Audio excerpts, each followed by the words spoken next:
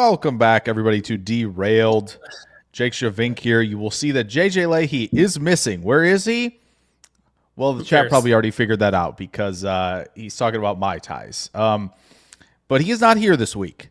So we figured, why not have a post-NFL Scouting Combine Super Show with a couple of great follows in the Packers and NFL draft community.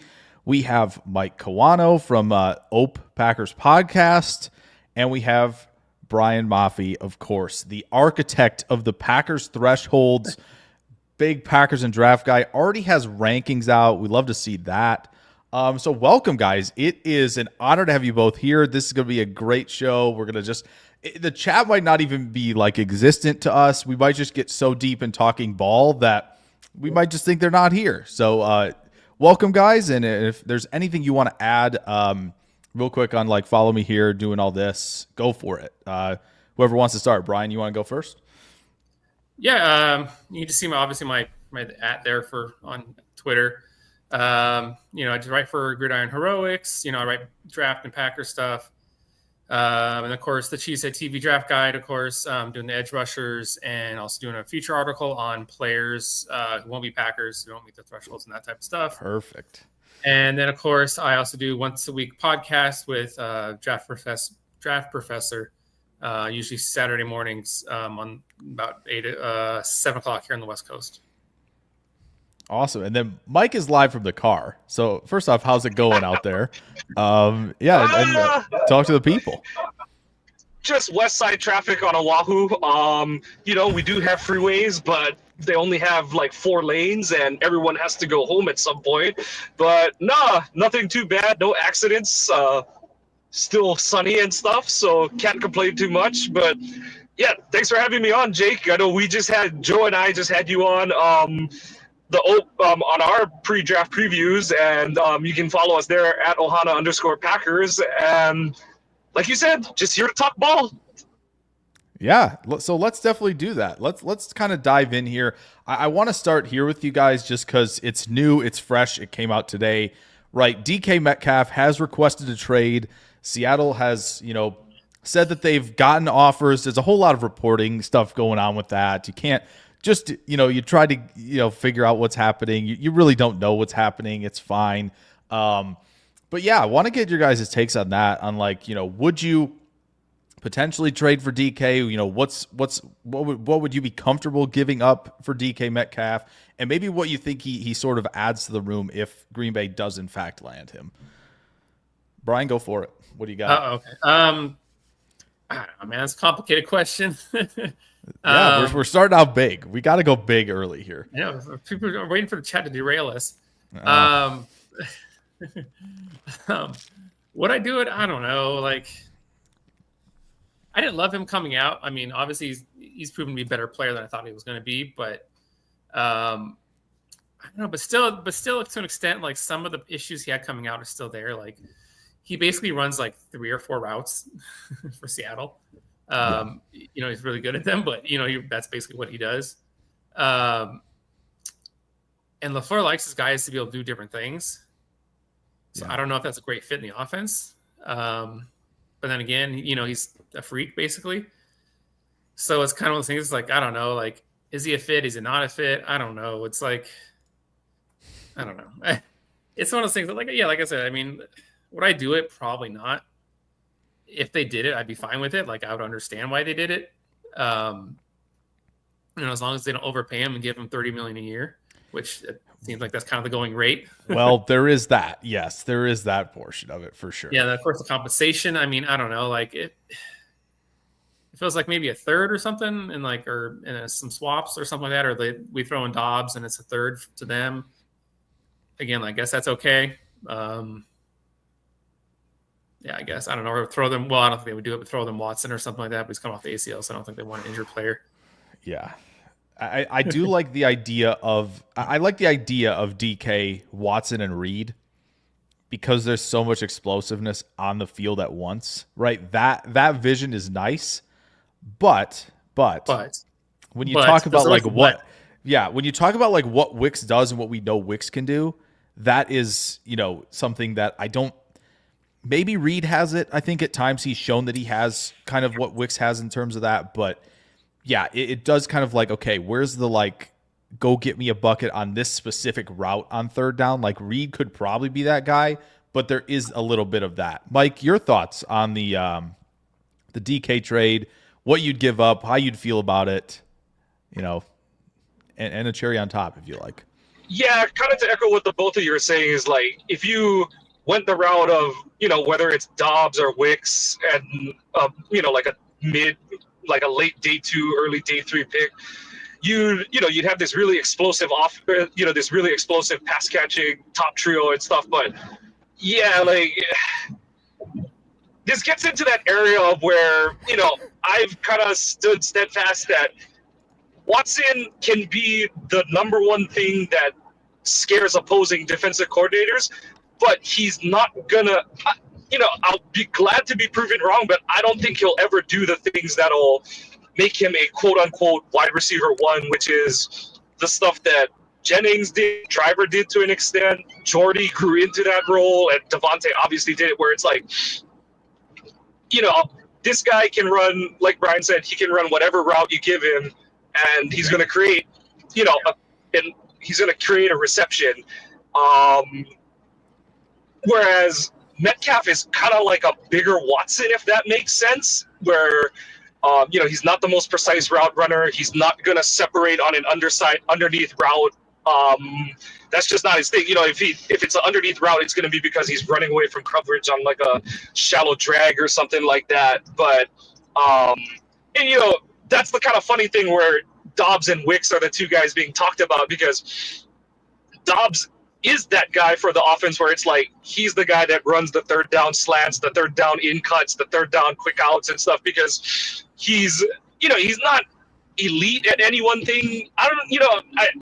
I still think he can be pretty good at a bunch of things, but you know, his opportunities wane, and he's had some dropsies here and there. But you do see like there is a chemistry with him and Love, and even to an extent you see it with Wicks, where it's like, yeah, the young Devontae jokes and all that kind of stuff. But there is some similarity there, where it's like that's a guy where you can shake free on a route and pick you up a 3rd and 3. Reed can do it too, like you said, Jake. He just has to catch the ball when it's a routine play. That's his biggest problem. Is like, you know, he has the catch like against the Rams, where he caught it like between 3 players over his shoulder.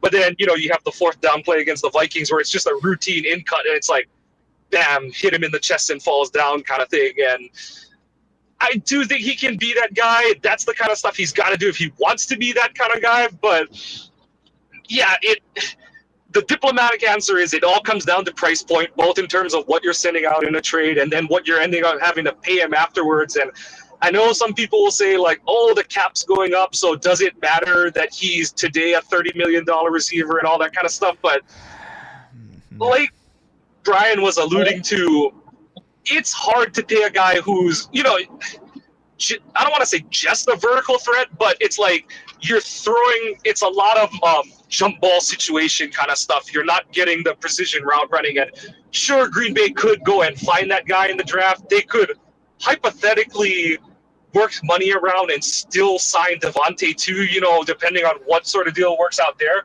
But that's why I sort of was more on like the other side of it, which is, you know, Devontae got released, and if you could get him to come back, you have him be that route running separator, and you still have Dobbs and Wicks in the, you know, Dobbs at least right now for 1 more year, Wicks for 2 more years, and you have those guys kind of waiting in the wings to an extent. But I just think that there's a definitive plus to having DK, but also does he do enough as a quote-unquote first target that you can't just put a safety over the top and take him out of your game plan kind of thing?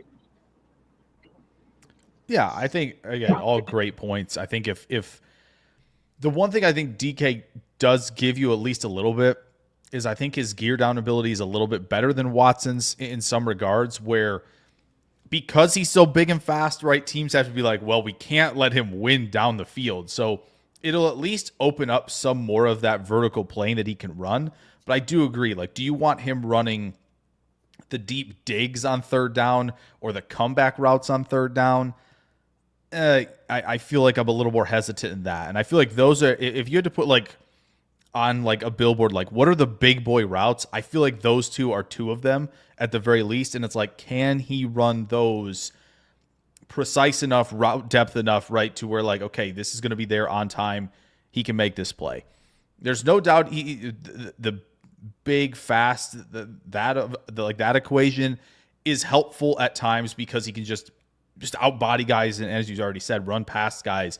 But yeah, it does seem like, because it is the price point, as I think both of you kind of hit on very well, it's like if you're going to pay him 30 or you let Devontae come in for what, 15, 16, maybe on just a 2-year deal where it's like, okay, he can kind of get you to the point where you want to be with these young guys.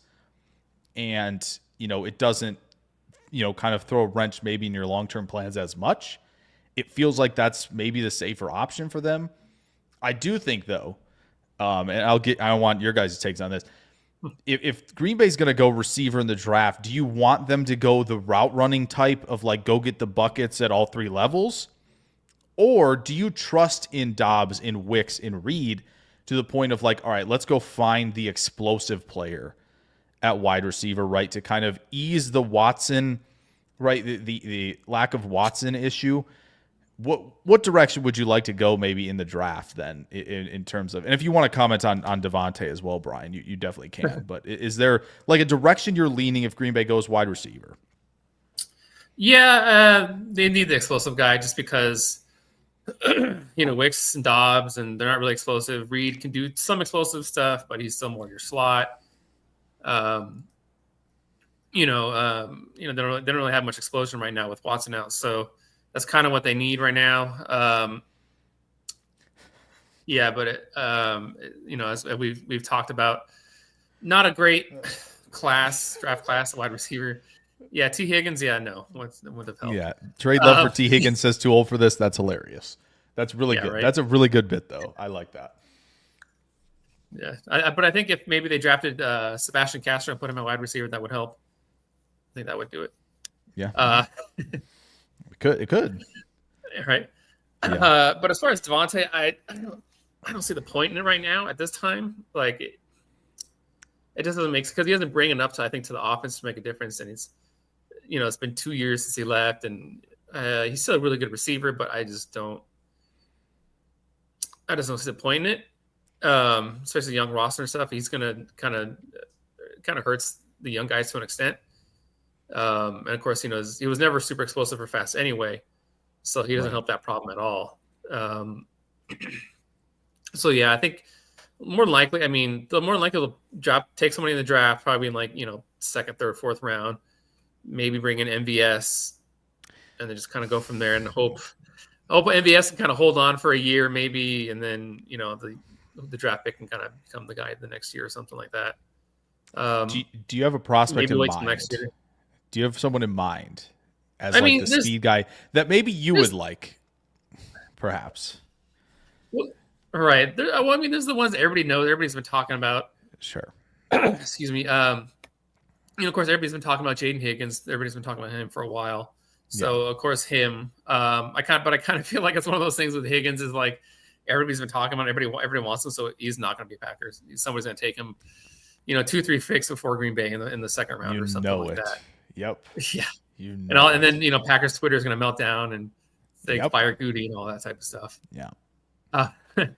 I think obviously Golden could do that. Yes. But his stock is kind of in the weird. I don't think he plays that speed he tested to though. But no. Yeah. No. But he plays pretty fast. Yes. Like going in, I thought he was going to be like 4.45, 4.46. Kind of that range, so that's still more than fast enough and explosive enough for sure. But with Golden, I feel like his stock is kind of weird in the sense of I don't know if I would take him at 23, but then I don't think he's gonna make it to 54 or 55 or whatever it is. So I think it'd have to be like a trade down or a trade up situation. But other receivers, there's guys that I like. Do it. But say it. I'm just say it. Save the day. I'm looking at my board. there's guys I like, but I know they probably are not going to take. Well, there is that. Yeah. Yeah. Like, I like Ty Felton. They're probably not going to take him. Yeah, that hurts. Yeah. Yeah, he's under 190 and he has 30-inch arms, and I can't touch him. Jalen Royals, of course, but again, under 32-inch arms, so they're probably not going to take him. That one will also hurt, by the way. There's levels to this, right? There's like, we didn't get Jaden Higgins hurt, which is probably at the top, and then there's like we didn't get Jalen Royals, the consolation. Now I'm hurt more. So I'm sure people don't like hearing that, but of course, the truth hurts, Brian. You know how it is.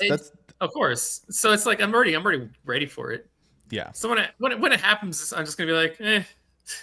I mean, I knew it was coming, so I'm not gonna worry about it too much. 42, yeah, maybe. Probably goes around there. And then, of course, I mean, there's other guys. I mean, Sam Brown, I think, but I think he's a little bit of a later guy. Mm-hmm. I liked Kyron Lacey, but then, of course, he has his... Well, there's things going on there. There's things. There are things going on there. Yeah. If you want to go find them, you can go search. I promise you'll find it. It's not hiding anywhere. It's right. Mm-hmm. It's out there. It's definitely out there. Mm-hmm. I mean, of course, there's Savion Williams, but then he's kind of like, he's Cordell Patterson basically. I think he's a little bit better as a receiver than Cordell was, but still a similar player. Yeah. I know some people love A.O. Manor. I'm kind of iffy on him. I think he can win down the field, which if they want that, he can do that. But I do feel like when every highlight that's posted of him is him running one of two things. He won the slant and he won the go. And it's like, I know those players. I've seen those players. We could name those players. I know them. One of them is a free agent for the Commanders. He was definitely like that. Okay. So there is some of that. Yeah, that's funny you say that. That's the same thing that, what's it called? Corey Kinn and Dalton Miller have said about him. Basically, he runs like 2 routes, 3 routes, and that's about it. And like, he can't do much else other than that.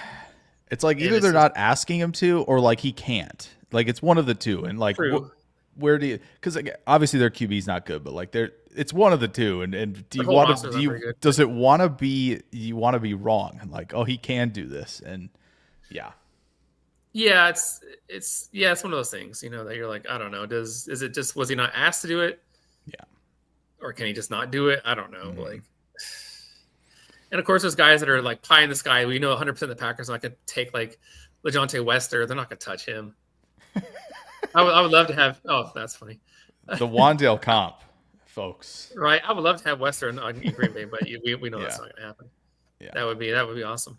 But yeah, it's not like a super explosive. Again, I'm just looking at my board here. I'm looking at not really a cold takeoff. It's not really that's a running bit around here. I know. I've seen it. Okay. It's not a super explosive group like this year. I mean, Andrew Armstrong kind of fits, but maybe he's a day 3. Nair fits, but then again, his medicals. I mean, that's going to be a big question. Mm-hmm. His knee and his, I think it was his foot or something like that. He hurt a few years ago, and it took him like 2 years to recover from it. Like, I don't know, and he still played in some funky offenses and stuff. So it's like, I don't know. Yeah. I mean, Thornton? I don't know. It's going to be Thornton. You mean MVS 2.0?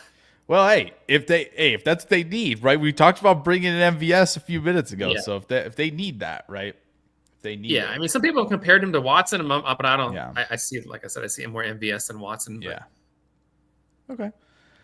Mike, do you have any thoughts on the direction you'd like to go? Right, explosive or well-rounded, and maybe a couple guys that you're interested in for Green Bay. It is one of those, like, why not both kind of situations, but also Groot doesn't have that many picks. But so if you had to pick one, like you guys kind of pointed out, due to the injury situation, you do want to like have another explosive guy, because as it stands right now, your explosive vertical threats come down to Reed when he can, and then it's like Melton ? And then Musgrave if he doesn't have another debilitating injury again. So, yeah, like I do think, and you never want to like draft out of that kind of need, but I do think because you don't know where Watson's gonna be in a year, you've got to kind of, shuffle the deck there and have a leaping point for in case Watson's not back or can't be that guy anymore and Melton's gone and stuff, and then you're just like, oh shoot, it's the 2015 without Jordy wide receiver room again. So yeah, I do think you got to go that route. We've listed most of the names. Yeah, Really, boy. Hang on, buddy. I feel the same way. Oh my gosh, that's funny. Leave that in. Ask Jaden what his opinion is. Mm-hmm. It's true. Jalen, who should the Packers draft? Says I'm bored. There's too many receivers to choose from. But who do you like, Mike? If you got to pick one, if you had to pick one, if I had to pick one, I would do a Jordy trade back, and I would take Golden somewhere in the early second round. Okay. That's like if my dream scenario at corner doesn't come through, my dream scenario at defensive tackle doesn't come through, and the edges are kind of meh. And I know a lot of people will say, like, that's not possible because there's going to be someone. We say that every year, and somehow the draft board always has a hearty middle finger to you and all your best plans. So that is the case. And, I say it every year because, and people are like, they won't do it again, but takes two sides to dance on all of them, and if there is someone willing to do that dance, you do the 2008 trade back. You get into what was Jordy picked, like 38th or something like that. You get to there, and Golden looks a lot more viable in that range, kind of thing. So that's kind of the route that I would go because, like you said, Brian, this is a weird wide receiver class because there's something wrong with everyone, not to put it or it's like it's like clean player, great. Is he like elite? Right? Yeah. Like I think there are a couple like of those kind of thing. Yeah. And it's like, Ibuka okay, like fun, good football player. Yeah. But yeah, it's like, I don't know. And then even with Ibuka, it's like, is he gonna? Yeah, it's kind of like what you and I were talking about with Barron about at corner. It's like, where is Ibuka gonna play most of his snaps in the NFL? And like, does that force Reed outside more, or does he play outside more? Those are the conversations that we're not privy to. But just from where we stand, it's kind of like, where are we at? Yeah, no, it's true. I feel like Ibuka, Golden, Besh is a good one you could throw in there. Higgins is probably a good one you can also throw in there, where it's like, yeah, these guys are solid, right? These are like solid day two players who provide the instant impact, but if you're like taking the Josh Jacobs approach, right? Are you like, to the moon type of thing with any of those players? I think is a very valid question. Let's Brian, quick take on this. I know Mike's I think in transit here, he might be back doing a couple things, but Adam Huddle brought this up. I want to get your thoughts on this too. He says Burden feels like the old school Packer with the yards after the catch ability, which is very good, of course. But he says I don't know if they view him slot only, or like CeeDee Lamb, where it's like their best advantage on offense was keeping him in the slot where he could dominate everybody in that position, and they can move him outside. Do you have any thoughts on that, on how Burden could fit, or if he doesn't? Because he might be available at 23. Like, there is that possibility. It seems like based on how DJ and Brugler and some of these guys are mocking things, like it's possible he's there. So is that it? Do you feel like this is a viable avenue for them? Right. Not really, honestly. I mean, with caveats, of course. It's just, sure. I think despite what Goody said at his press conference, they're not going to take a wide receiver in the first round. Because I mean, it's been the funny thing is, even if you go back to people talk about Javon Walker, that was actually a Mike Sherman pick, so it wasn't even a Ron Wolf, Ted Thompson, Goody, from that tree. So technically, it goes back even further. I mean, you know what I mean? I mean, would I do it? I think how do I say it? Burden came in a little bit bigger than I thought, and he came in with some pretty decent length. I was actually talking about our buddy Joey, about that the other day. Yeah. A couple of the Missouri guys came in taller than they were listed, which is kind of weird. You don't see that very often. No, you don't. You don't. Yeah, never. It's always an inch shorter, or you inch get and a half, inch and 3/8, something like or that. It's you like, get, he's 5'11", but he's 5'9" and 3/4. Like, yeah. Or if you remember back in what's it called? The HaHa Clinton Dix draft class. You remember? I think it was Pryor, the Louisville safety. Oh, remember they're going back and forth between him and HaHa, where there was safety one. He was listed at like Louisville at like 6'2" or 6'3". He came to the combine, he was like 5'11". It was like, whoa. It's just, yeah. And then it's like, he's 5'11".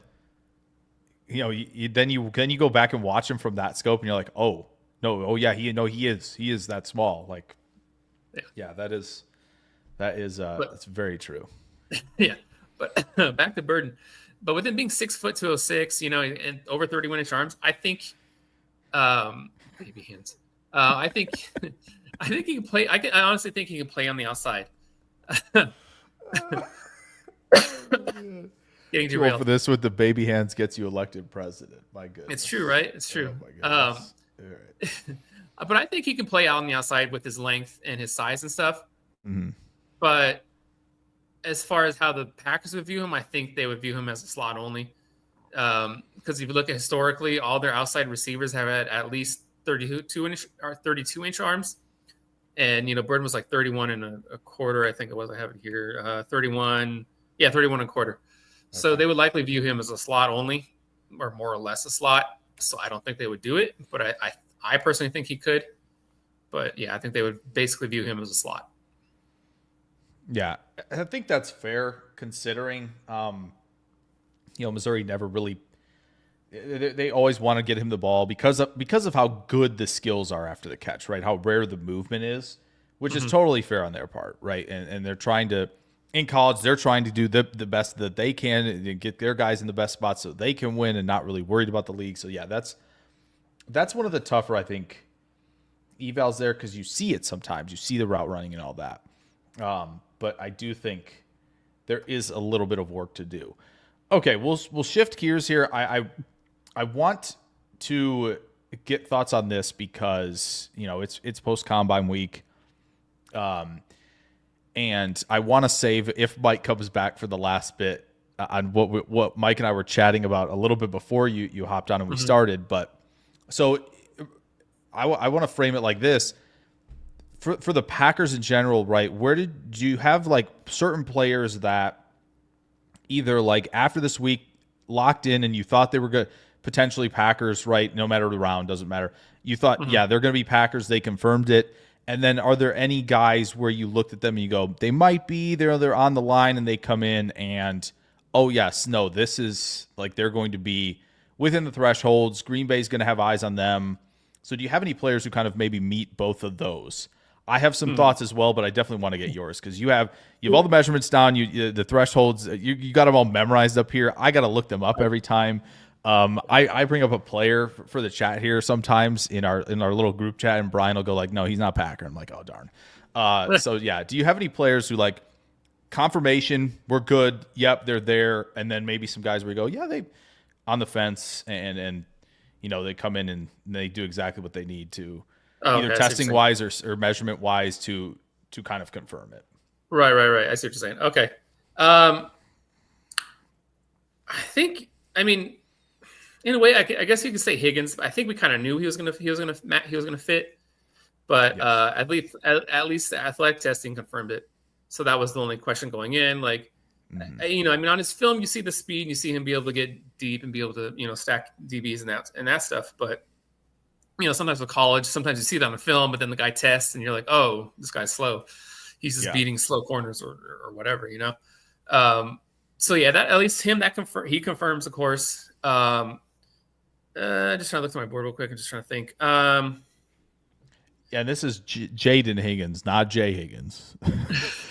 and I know what Too Old for This is doing right now. I know this. This is something we actually talked about, I think, in the chat briefly. or at least on Twitter in some regard of like what Jay Higgins did. It was like, oh, yeah, not ideal. Yeah, that but was Jaden Higgins for the folks out there. Right. For those Is who those Brian's those talking listening. about. Right. So. I just look at my board here real quick. I think actually Theo Weiss is kind of a sneaky fit from his testing. Day 3, of course. His 40 wasn't great, but it's okay, and all his other measurables fit. Doesn't fit. A couple. There was one that I maybe wanted you to, while you're searching through, because someone brought this guy up to me a couple months ago, and I was like, oh, I don't know a whole lot about it. Took a peek. Tyler Barron, we had that kind of mini conversation about him, I think. Edge rusher from Miami, by the way, for those who don't know, which is totally fair. He's definitely like way off the radar in terms of mainstream guys, but it seemed like you were like, he's kind of mainstream, Brian, not mainstream draft, I guess. Mainstream, like the fans and the major networks, right? Yeah. But like, I got you. He's somebody who kind of like jumped out as like, oh, this is much more interesting than I was expecting in terms of potential, right? Yeah, I agree. Actually, I was trying to go by position by position. I was starting with the receivers, but yeah, totally. With Barron, I thought he wasn't gonna make it, like due to arm length. I think because I originally had like a summer arm length of 32 something inches or whatever it was. Okay. But he showed up combine 33, and then he came in bigger weight. He tested well. Actually, I thought his testing wasn't going to be great either. But I mean, he was a guy I kind of liked for the Packers, but then I was like, like a guy like you said, I was on the fence on.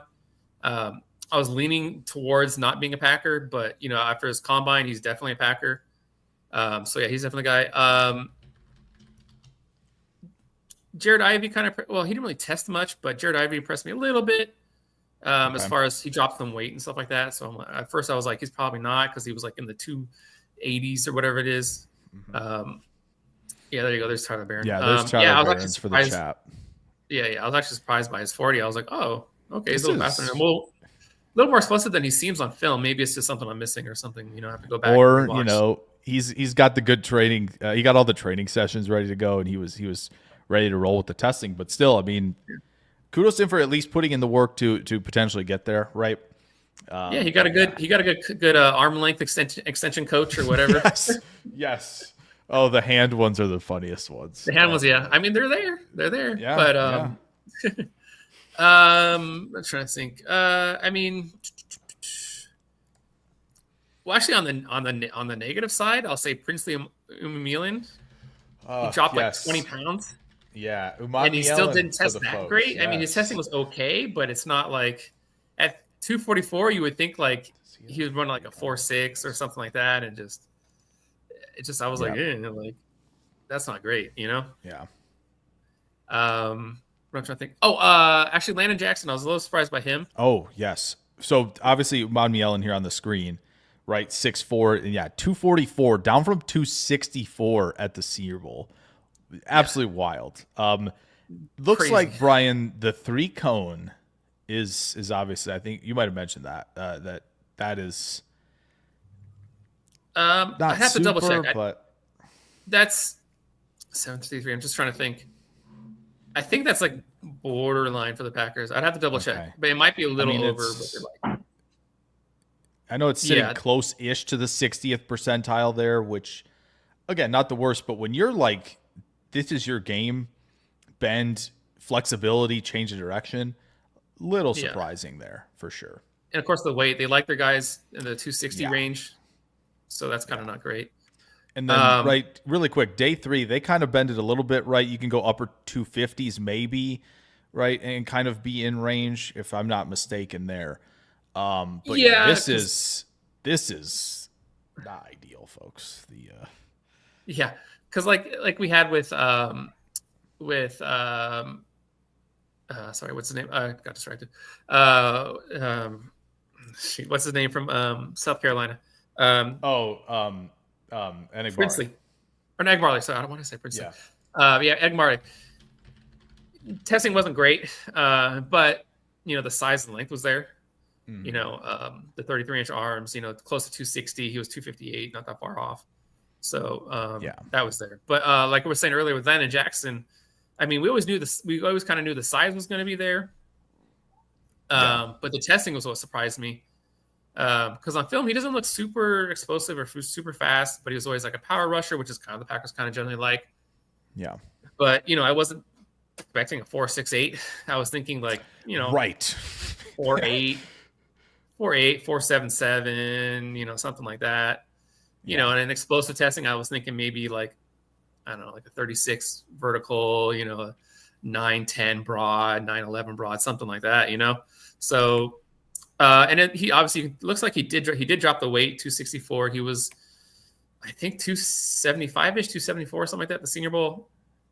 Yeah, so dropped a little weight. I think so. Yeah. Yeah, and he supposedly was in the upper 270s this year, his playing weight. So, I mean, hey, Arkansas, I think, had him what? And PFF also had him like 6'7", 280, right? I think somewhere around there, which he probably I think wasn't Arkansas quite listed him there. at 280. I think Arkansas listed him at 280, 6'7", 280, but I think the summer measurements I had from him was like 6'6", 275, 276, something like that. Okay. I mean, that's in range for sure. And I know it's 264 is maybe a little lighter, but does he give off LVN at all to you? I don't think so. Okay. Just because he's white. I mean, well, no, it's more of like the taller. No, it is that. No.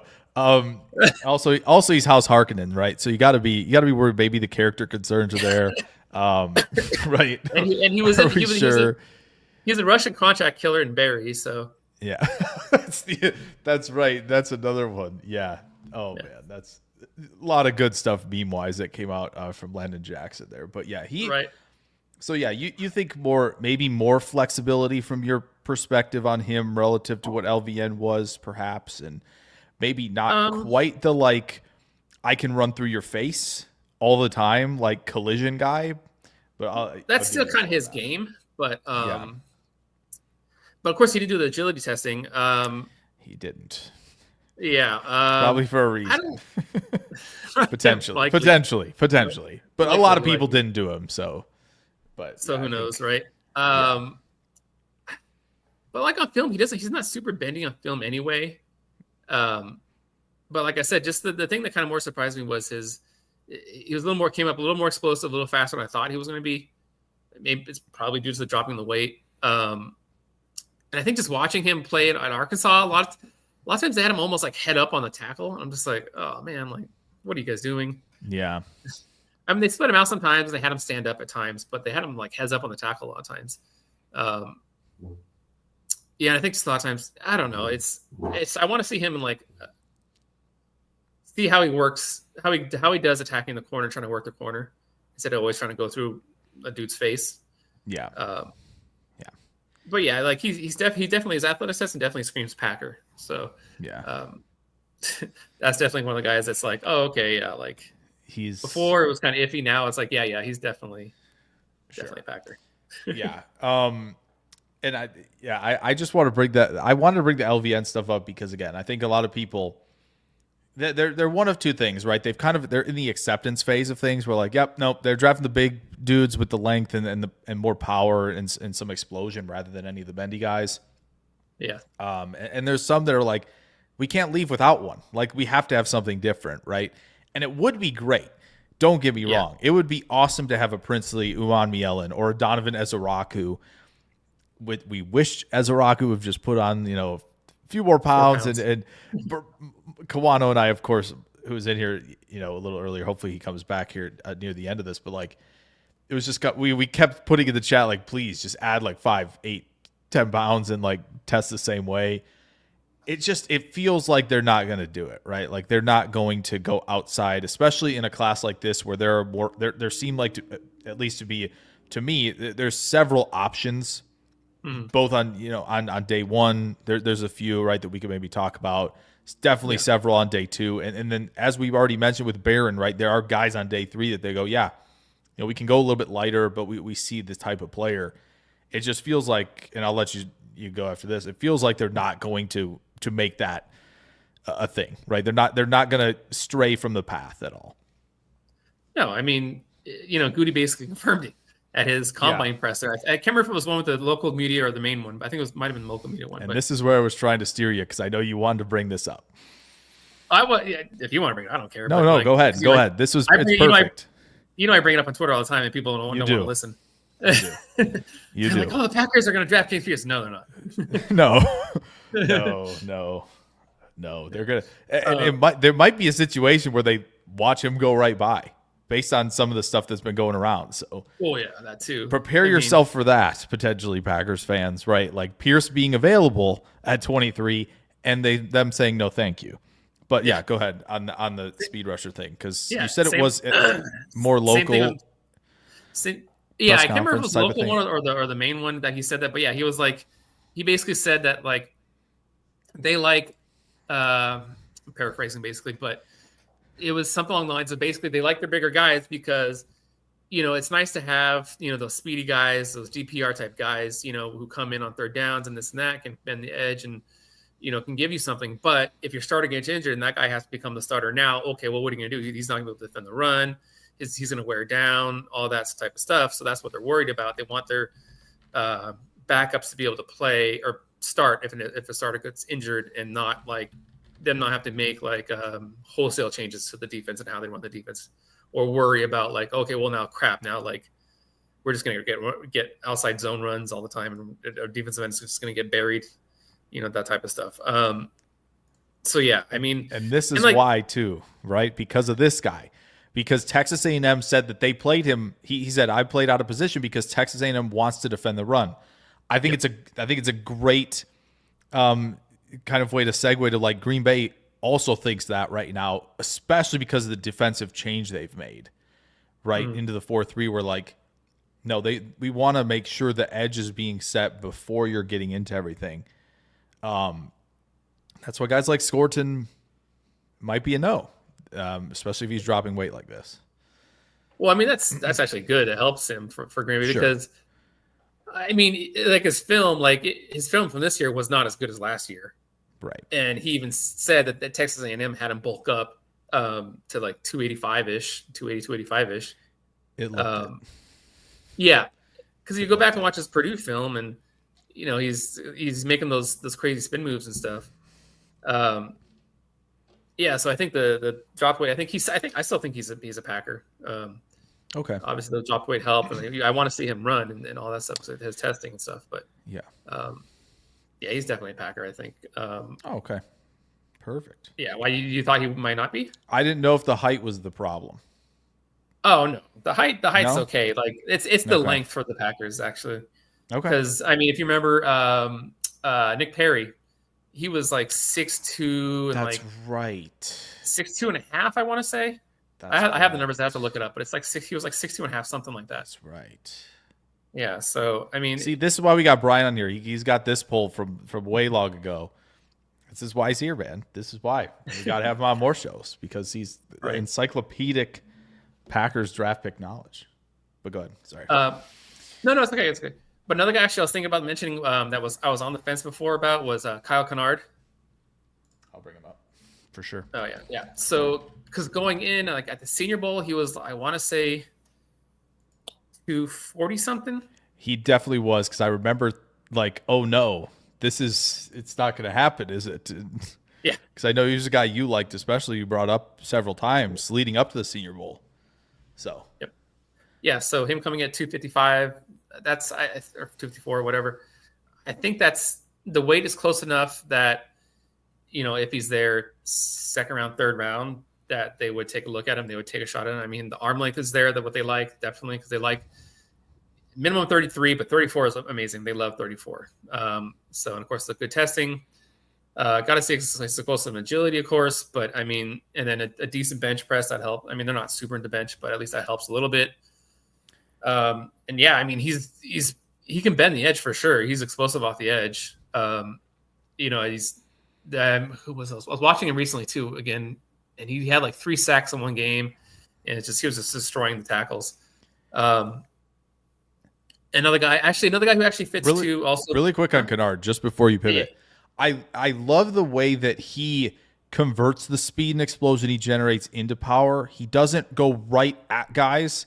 he will at least get up the field a little bit and then collide to kind of get that collapsed pocket feel to it. And I think like so many guys, even including guys in Green Bay's room, I think could really learn from that of like, take your 3 steps up the field and then go in for the collision once you've built up that speed. But again, I mean, Kennard's probably got more flexibility at his weight than some of these guys in Green Bay do.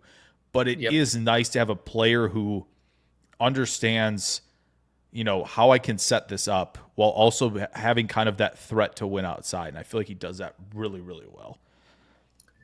Yeah, I think that kind of reminds me too. I think if I remember right, I'd have to look my numbers again, but I think in the summer he was like 258 or something like that. So he was, I think I'd have to double check. Don't quote me. Sounds familiar. Sounds familiar, Sounds familiar. And same with the school. Sounds familiar. Yeah, exactly. Let this guy fall a little bit, NFL. We'll take advantage. But Braden Swinson, he was a guy that actually I was a little on the fence about. He makes the thresholds, of course. 255, 33-inch arms and all that stuff. Trying to think. I was sad that Johnny Walker came in at 246 at the Senior Bowl or the Shrine Bowl or whatever it was. Yeah, I was sad about that. I was like, man, he would have been a good fit, I think, too. Oladejo, of course, from UCLA. He fits. Oh, that was the one guy I'd forgotten I was gonna bring up because there you go. He was somebody I'm like, oh yeah, he looks, he's well built at the Senior Bowl, and I don't remember what his testing was, and I have to find it. But, I think I'd have to look. I have it on my thing for the draft guide, but he didn't run the 40. I know that, but I think he just did explosion drills. I think I'd have to look. Yeah, 36.5 in the vert, 120 in the broad. So there you go. Yeah 10. And even like what's it called? He'd been playing linebacker his whole career, basically in college at Cal and at UCLA. He just switched like I think the 4th or 5th game this year, and even through most of the season, I was kind of like, I think he's going to be still going back to linebacker. But as things kind of went, I watched more of him a little bit more. I'm like, actually, I think he can do it. It's obviously going to be a little bit of a project because he's still learning, but yeah. So over this, a great comment saying we need to draft Johnny Walker to pair him with Evan Williams, of course. I've heard that joke numerous times, but it's still funny every time. It is. It is. I like it. Right. Jaw Joyner. He was another guy who tested well enough, I think. Yes. There was a worry that he was not going to test well, that he was more of just like this big long arm guy that wasn't a great tester, but tested really well. That 4.6, that was actually pretty surprising. Of course, had the length and stuff like that, so he's definitely a Packer. Is this not full? Is this all they had? I think he didn't do much. Yeah, okay. He just did the basic 40. But this is 34 at 262. That's nice. That will play. That vertical's not great. No, it isn't. I'd have to double check on that. That vertical might now that I think about that vertical might be out of their thresholds. I'd have to look again, but that might be out of the thresholds now that I look at it. But it's another edge, Fadil Diggs. He tested out pretty well. That's right. Really he was another one, who's like, did he kind of move like Barron did a little bit, where it's like, oh, he's maybe a little bit bigger than I thought, or just maybe didn't expect the testing, maybe perhaps. Testing, yeah. Okay. Yeah, he was always a huge dude. I mean, you've seen his arms, the Fadil Diggs. He's got those bodybuilder arms, humongous long arms. It's just like muscles. I'm like, dang, dude, this dude's stacked. Yeah. Here's his for the folks, because I know Adam Huddle brought him up. But yeah, I mean, this is 257. Again, we're hanging out around that 260-ish mark there. For edge rushers. Yeah, but as far as Savion Jones, I think he was like 280, something like that. Let me double check. I think I have him listed as a defensive tackle. Which I don't blame you at all, because he's big. Yeah. Where is he? I'm looking at my board here real quick. Where is he? I don't see him. I know he was 280 at like the Senior Bowl or something like that. He was, yes. Shoot. Oops. Anyway, yeah, he's here. I know where he is. Look at LSU. I'll find him. But yeah, I think the Packers would view him as a interior defensive lineman, and especially at that weight, they have like 3 guys already that are that small, so it's probably unlikely. 280. Yeah, he was 6'5", 280. Okay. So yeah, the arm length fits, of course, but I mean, yeah, that 280 is Nice. It's way too big for them. And people say, well, Gary was 277, but like Gary was a freak, and then he dropped weight in his second year. He hasn't been 277 for a few years, so so there definitely is part of that. I want to hit on a few of these. I know you have a hard out at an hour, so I'm going to make sure that we hit on a couple things before we potentially wrap up here. I know Drew brought this one up. Hour-ish. It doesn't have to be exactly an hour, but okay. Drew brought this up just because I want to get the opinion here. I think I know where we're going to go with this, just based on all the stuff I see here. But Jalen Knoll, great combine. This is, again, Packers aside, 5'10" and a quarter and 194 is plenty big enough to play in this league right now, especially if you're slot Z type rather than an X. Any thoughts on Knoll? And you can say the thing, just basic, because there are a couple things here that would maybe 3. Maybe 3, but I'll get your take on it, whether or not he'll be a Packer. Thoughts on Knoll? Is he a workout warrior? Will he be a Packer? Workout warrior, no. Like you see that stuff on film. You see the explosion. You see the speed on film. So definitely not. But he's definitely a slot, especially with that arm length. This is 29.5 for those. It's tougher to see, I know, but that's definitely not a Packer. Especially once they already have Reed, it wouldn't make sense to drop another slot like in day 2. Yeah. Especially with how they run their offense, but he's going to be a good player in the league. Is that 184 or 194? 194. That's 194. Yeah. Yeah. So the weight's fine. The weight would be fine for Green Bay. The height for slot, that's okay for the Packers, because they took them. You remember they took our most favorite Rodgers of all time. Yes, the best Rodgers of right. Of Packers only Rodgers history. that we know of, right? Yeah, the only one. Yeah, he was 5'9", so the height's not an issue, but the arm length would be an issue, of course. But he's definitely not a workout warrior. He's the guy who's going to come. He's going to. I wouldn't be surprised if he has a 1,000-yard receiving season by like his second or third season in the league. There are certainly teams that could give him a bunch of slot targets and let him work over the middle of the field. Like the Iowa State guys this year, they're cooking, especially athletically. It was a shame we didn't get to see them in the playoff. That's I blame Arizona State. Of course. But those, and Adam Huddle echoing the receivers that they can play. Adam Huddle also brought up this a little while ago. We got to bring this. We got to bring him up. We got to bring him up. Logan Brown from Kansas. Yeah. Just because this year, I know, have you followed this with Josh Norris and the 4.47 on the short shuttle, that type of thing? Have you seen that? Where he's got like the list of guys who are 4.47 or better in the short shuttle, and like a hefty percentage of them have started like 80 to 100 games in the league. So they're sticking around. But again, that you would think, like, if you're a better athlete with the quicks and all of that, like, to play, either if you're a center with outside zone, right? If you're just, again, a guy who can mirror quickly enough against, NFL level athleticism, like that, you would think all of that would probably translate. But yeah, there's some big numbers. Dominic Pooney was one last year. Kelsey's on that list. There's a lot of guys, a lot of starters for a long time there. Now, he didn't quite get there. Nobody got there this year. One of the closest to get there was Logan Brown at 4.51. Pretty exciting stuff. Right.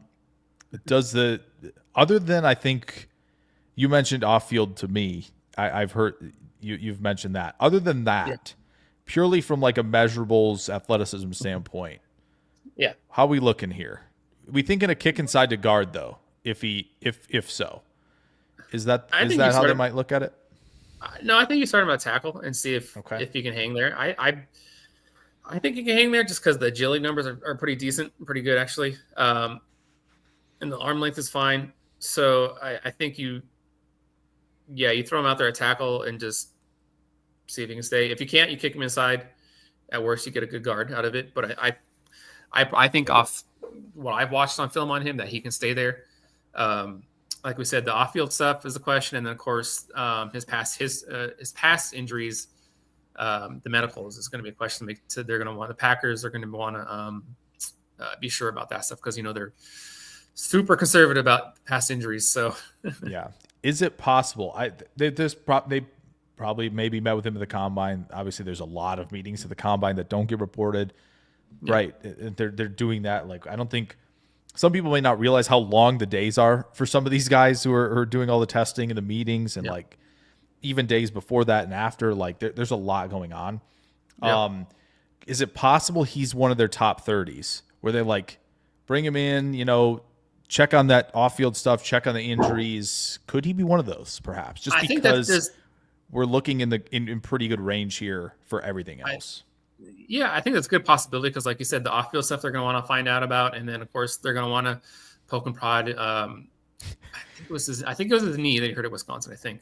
Okay. But yeah, they're going to want to check and poke and prod him and check into that practice thing or whatever it was. So yeah. Yeah. Okay. There's a couple more things really quick. I don't know if Mike's going to get back in here. I was kind of saving this if he was going to. If he doesn't, I will like kind of throw in what he said on top of it. Mm-hmm. So I wanted to do a mock draft. If we want to do one just to push through a few rounds, maybe not all 7, we can do that. And I'll call it a little early. I'm going to set it up for 7 just in case we kind of work through it quickly. But the reason I wanted to bring this up and potentially do one is because where the consensus is at right now with Green Bay post combine, right? Players that are being mocked there in the, the big names in the media in the draft space. They're all, everybody puts one together after the combine because it gets the clicks, of course. Of course. But last year I went and checked. I wanted to see who it was last year. Obviously DeGene was in there. I was expecting that, right? But you saw Guyton, you saw Mims, you saw McKinstry. There was one that had Newbin actually as the pick at which I thought was, kind of maybe an outlier, but it seemed like secondary or O-line were the main ones. This year, I've got the 2 most prominent names, and you're going to have to throw cold water on one of them for sure, because I think you know who it is. Probably. Yeah. The 2 names that I've seen the most, Derek Harmon, defensive tackle, Oregon, and is it Jade or is it Jedi Barron? Do you know? That was Jade. Jade? Okay. Yeah, I believe. It's neither. Yeah, for those. So Jade. Okay. But those are the 2 guys right now that I've seen the most of in the last week or so to Green Bay, which I get it. I get that they want corner and obviously pass rush, defensive tackle, like totally understand that based on, how much I feel like the Eagles are better than them in the trenches, the Lions, right? Got to find something. Right. But what do you think of that right now in terms of Harmon? And please pour the cold water on Jade Barron then as well. Well, you already know what the answer is. You already know. Okay. You should let the people know. Let the people. Yeah. Let the people know. Yeah, of course. Yeah. They're definitely not going to draft Jade Barron. He's a good player. I mean, it's not like any hate thrown on him. Like I think when I tell people this stuff, like they think I'm like downplaying or talking trash on Jade Barron or something like that. It's just he doesn't fit their thresholds or what they like in their corners. His height and his weight was fine, totally fine, 5'10", almost 5'11", 194. But the arm length at 29 inches, just a little over 29 inches. Is that 29 and 5/8, I think? Yeah. Yeah, that screams slot. That's going to scream slot to a lot of teams, honestly, but especially the Packers. That's going to scream nickel. And then and people say, oh, we'll just take him and, you play him in the slot. But it's like, they just drafted Bullard and he's played most of the rookie season in the slot. And it doesn't make sense. You're going to basically tell Bullard, okay, now you're going to be the dime back for the next 3-4 years. That doesn't make sense for a guy you just used a second on. Hey, he's alive. This is perfect timing. We've done it, folks. We've done the perfect timing. We're back. Thing. We're back. Yeah, we're so back. The vibes are back. We're so back. But yeah, as I was saying, like I said, the length is it's not going to happen in Green Bay. I mean, if they didn't have Bullard or something like that, then maybe. But the under, they like their how do I say it? Their outside corners, they want them to have at least 31-inch arms, and that he's 2 inches off. So Yeah. And even their slot corners have all had at least, I think, 30 and a quarter, I believe. So even that, he's off that too. So yeah, that's not going to happen. Yeah. Tool for this, I gotta put this down for the people who are listening rather than watching this, which I don't know why you would do that, but it's fine. Tool for this saying Jake can't do anything without doing mock draft. Brushing teeth mock, bowling 300s. Boy, I would love to do that. Camping mock draft. Yeah, that's fair. We'll get here, I think, as well. I know Mike's on and back. I wanted to let him kind of paint his thoughts about this as well, because I know we were chatting about this exact thing, Brian, and I wanted you to bring this up as well. But Mike, if you're good to go, let us know. If you got, okay, great. If you had any thoughts on Derek Harmon and Jahdae Barron being the two consensus selections right now for Green Bay at 23. Post combine. Yeah, post combine. So Harmon, I think I tweeted about it when he ran his 40. Basically, he outpaced what Kenny did, and I know the 40 doesn't mean a lot for for D linemen and stuff, but it does speak partially to the kind of athlete that he is. And he has explosiveness to his game. Maafi and I, we've joked about it the last few drafts, but like back to the Van Ness pick, it would be a very goody pick to take Harmon in the first round. I don't want to say it's a safe pick, but it goes back to the Thompson adage, that you take the big athletic guys. There aren't many of them on this planet. You have your chance to take them, you take them. And I do really like Harmon as a player. You see the short area quickness. One of the things we were talking about in our chat earlier is everyone gets to Senior Bowl and they post the highlights of where like a defensive tackle takes on a guard and they're like, oh my God, look at him win with that swim move. And he ends up, he starts in the right B gap and he ends up winning in the left D gap. And it's like, okay, like he ran through two other linemen, a running back, and like ran into his own guys potentially. Yeah, he tripped two of his own teammates and and the quarterback that's just gonna stand there like like a mannequin. So but I bring that up to say like Harmon does he does corner pretty tight for a guy his size. They showed him doing the beanbag. They within the last 5 years they started to do that the two hula hoop drill with the beanbags, and he showed the ability to run with that lean at his size. And he also did. I never realized it was called the wave drill, but the one where, they signal him with the football to go back and forth. And, for people who don't know what you're looking for is the recognition of, from the player is able to, I know this sounds very elementary, but you get it. If anyone's coached high schoolers, you start doing that drill with like the whole team and you're like, guys start running into each other when you're like, dude, we've put the football back to the left already, and some of you are still running student body right. And so it's that side of it. And also you want to see how long it takes, does that guy, does he change directions like a sports car, or does he, is he like an 18-wheeler with a 2-ton trailer on his back kind of thing? And Harmon, for a guy his size, 6'4", 315-ish or whatever, he does, it's with the adage of for his size, but he is a pretty impressive athlete for his size. So I wouldn't have any problems with him. Matches, like I point to Kenny because I think they would bring him along in a similar manner that they brought Kenny along back in 2016. But in a lot of ways, he actually hits Packers thresholds better than Kenny did, because if you look back at it, Kenny's like on the lower end of their arm threshold for defensive tackles. He's not as great of an athlete as I remember him being, but Harmon is, he checks the boxes better in that regard. And the college production, especially this year on a top flight team, you saw it this year, and that's what you always want to see out of some of these guys. And then with Barron, the thing that I get into is, so he's a guy I really like watching play football. It's a pick that at 23, it's a little rich, and it gets into that part with like the Ibuka talk where it's like, what position is he actually playing in the NFL? But where I put a little more stock into it is at least with Halfley, I have confidence that he'll put him in the best position to succeed. The only problem you have there is like you get into the okay, like he plays 800 snaps, let's say. How many of those does he have to be able to play at outside corner to make the pick worthwhile? Because it's hard to pick him and then play him at like 600 snaps in the slot when then you're like, okay, shoot, now what do we do with Bullard and Evan Williams, where it's like, you never, everyone's like, you don't draft for need, you don't draft to fit hole, but you can't just keep drafting guys that are all of the same build because then you're kind of like, like we got all these guys who can play in the slot and in tight.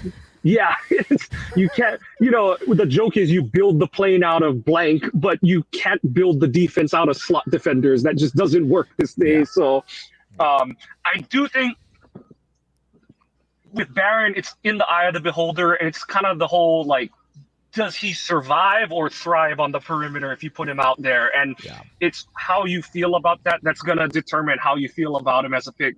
Like I said, he's kind of like almost like a honey badger that can play some corner in that sense. Yeah. But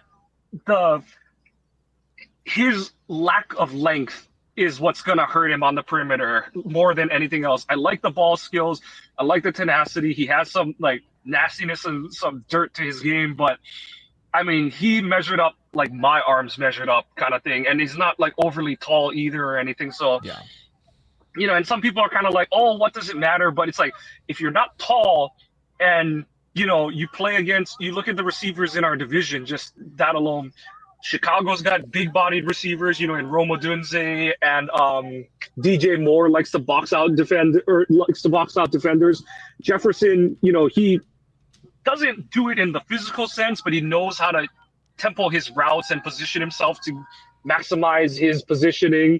And like that ability to be in phase and just, poke your hand around, it's the Michael Jordan play where it's like, I'm here, and then all of a sudden my arm's in the passing lane and I'm tipping that ball out, and unlike the NBA, you don't have to tip it back to yourself and run the other way for a layup, but, you just have to tip it and get it down, or, you have Xavier McKinney on the back end who maybe gets a tip drill kind of thing and stuff, but that's the concern is like, and, people always say like, does it really matter?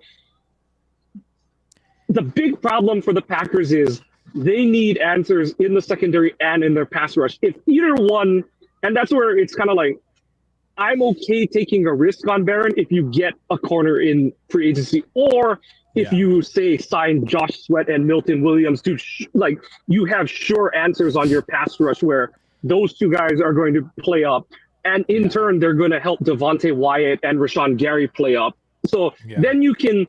I don't want to say you gamble with your pick on a Barron, but it makes you kind of more okay with, okay, at least our pass rush is going to play with Nas this year. So if there's some issue, our secondary is a little, doesn't fit the bill as much as we want it to, at least there's going to be more heat on the quarterback and you're not playing like hold on for dear life defense on the back end and stuff. So that's long answer short. I'll talk myself into liking the Barron pick, but I also want to know who else is on the board at corner at that point. Yeah, that's fair. I know what people are going to say about Barron in reaction to this conversation about only playing slot. They're going to bring up this guy. I know it. It's going to happen because the measurables are almost exactly the same, right? And that's Trent McDuffie for the listeners, right? He's 5'10 3/4, 193. Arm length was 29 3/4. And I think Barron plays with a physicality, right? That I think you could go, oh yeah, but McDuffie played with physicality. Barron plays with the physicality that you want out of a nickel player, right? But I think where McDuffie, I think, was better at, and why he could thrive outside is because he, I think, had a better plan of attack of like if he was going to jam, he could do it quick, and he was quick enough to recover, and everything about his game was so fluid, and it feels like he, just maybe had the football IQ, the technique, all of it out there to figure it out. And still though, right, the Chiefs still put him in the slot plenty when they want to. So he does both, and I think that's I think that's the argument, I think, as well, that both Mike, you and Brian both have brought this up of like, how many snaps are you going to get out of him on the perimeter? And it's like, if you don't see this player at this level doing both, you can't do it. And again, I think the McDuffie thing is a outlier, and people are going to point to it because it's successful. They're not going to point to the other ones that maybe aren't, right? They're going to focus here, and that's what we do, right? So many of us want to take the positive route, of course, and be like, yeah, he could be this, and it's very possible he could. But there's also a chance that, like, several other guys that we've liked at corner over the years who are a little bit smaller and don't have the length, they're like, yeah, it's going to be slot or nothing, and the NFL clearly shows you that very quickly when they get there. So, yeah, I think it was a great conversation there. Do we want to do one quick and potentially just roll through and talk about it? I've already simmed it to where Green Bay's picking in the first. and there are some options that people are going to have some thoughts on. And Adam Huddle brought this up, and I want to find it because it was right as we were getting going, is the thought about Kelvin Banks at 23. Funny enough, he's here. So that works out well. Does anyone have any thoughts there on Kelvin Banks as a potential pick, what you could see from him? There's obviously the guard projection a little bit baked into the eval right now. Anybody got thoughts on Banks to Green Bay? I still feel like he's perfect. I think that's a great way to describe it, honestly. Right. Is what you said. I don't think he's really like, even though he fits the thresholds as far as his height and speed, and that's at least so far, just his film, it doesn't feel like a Packer. I don't know. It's hard to explain. You know, because especially since he has the questions of, is he going to end up kicking the guard? Like, he has some technical issues he need to work on. I mean, if he was there at, like, if somehow he slipped to like 54, 55, whatever it is they're picking at in the second round, if he somehow slipped to there, I mean, okay, sure. Like, I would do it. I could see it. But as far as the Packers and their roster and just like, I don't know. For some reason I just don't see it. I don't know. It doesn't feel as crisp, does it? It feels like there's a laboring a little bit to the movement. And he figures it out, right? There is a bit of that, but it does feel like the quickness is more of like him in a clunky kind of way trying to hang on. And he's doing it because it's still college. And a lot of these SEC rushers, for as good as they are, don't always have the plan.